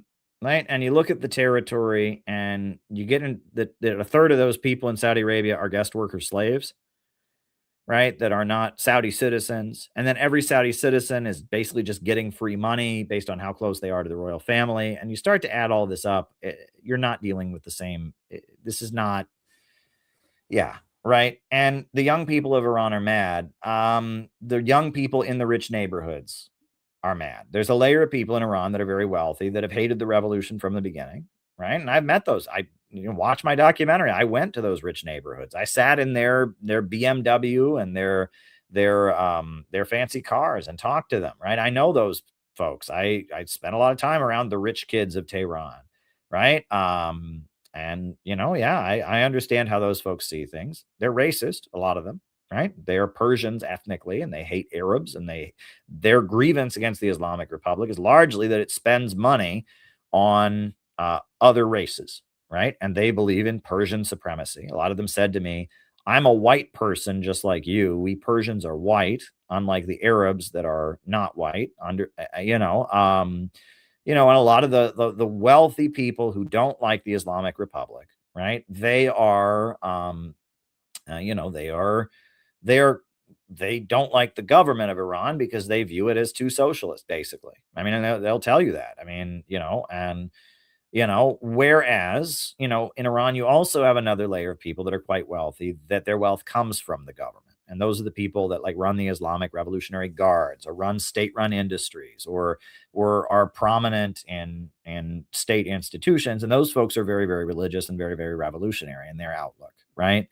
And that a lot of anti-imperialist states are like that. You have two sets of rich people. You have the rich people who are for the revolutionary state and are tied in with it, and you have the rich people that are in the private sector and hate the revolutionary state. And I mean, China's like that, right? You got a lot of wealthy people who do business or run businesses that are tied in with the Chinese government or are in the Communist Party themselves or have high important government jobs. They love the Communist Party. Then you got people that are in the private sector that have their own business, that are very wealthy, that hate the Communist Party because they want open capitalism and they view the Communist Party as getting in their way. And that Venezuela is like that, right? There's a lot of wealthy people in Venezuela, and there are many wealthy people in Venezuela who hate the government. And there's also some wealthy people in Venezuela who like the government because the government has enabled to subsidize them. They do business with the government, or they're high-ranking like government officials or something like that, or so that's kind of how all these countries are. When you have a mixed economy, you tend to have a bourgeoisie, or I shouldn't even say a bourgeoisie. You have a bureaucracy, kind of like the old Soviet bureaucracy that, the people that were on the Politburo, the wealthy people, the elite of the Soviet Union was loyal to the Soviet Union. But then because of your market sector, you have a group of wealthy people that are in opposition to it. So that's kind of the thing there. But saying Iran should be like the Gulf states, it's apples and oranges, right? I mean, the Gulf states tend to be Arab countries. They tend to be desert. They don't have very big population. Most of their population are guest worker slaves. They have oil, and you have a royal family that hands out the oil money nepotistically. Whereas Iran, they've got oil, but they're not Arab countries, and they're very developed, and they've got a huge population, and it's just a completely different situation. Just a completely different situation. And not all the young people are mad. I mean, the young people in rich neighborhoods are mad, and they're not mad because of Gulf state stuff. They're mad because they want open capitalism. They want, they're convinced that they could just be they're convinced that America is a drink and party fun land, and that Iran would be that too, if it weren't for the gosh darn Ayatollah. That's what they think. And they're wrong. And I've tried to explain to them that they're wrong, that America has a lot of problems, number one. And number two, that if the imperialists were able to overthrow the Islamic Republic, they wouldn't replace it with something more prosperous and stable. They'd replace it with chaos and instability. But they don't want to hear that, right? Because they want to be American. So there you go. Long answer to your question. All right. There's a couple more Rumble rants. Hempcar says humans will either be gone or will have been uploaded into AI systems, according to NPR. That's not pleasant. Rumble has issues when you post this. Okay. He's linking me a Science Friday segment from NPR. Okay. I don't know about demons, but AI taking over humanity isn't far-fetched. It's the agenda of the tech bros and the elite. Oh boy. All right. Well, I don't know. I mean, there are concerns about AI, but the idea that it's going to be like the Terminator movie, and it's going to be, the Matrix, and it's the rise of the robots. I'm not with you on that one. I view AI as a tool. AI is a tool, and by itself, it does slop. And that's true, right? I mean, if you tell AI to write a book, it can do it, but it's a crappy book, right? But if you take your book and you feed it into AI to find the typos, it'll correct most of the typos, but you got to read it over yourself to make sure, and adjust anything else it does. If you take AI and you say, do a painting, it'll do the painting, but it'll be a crappy painting. But if you then adjust it based on what they did and improve it, yeah. So AI is a tool. It's a tool. If you view it simply as a tool, it's fine. But when you let AI do the thinking or the innovating or the being creative for you, you get a crappy product. All right. All right, folks, I'm at the end of my rope. It's midnight here, and we're actually almost at the 3-hour mark. I thought it was going to be a short stream tonight. Well, there you go. Glad you all are here. Join the Center for Political Innovation. Dare to struggle, dare to win. Yeah, have a good night.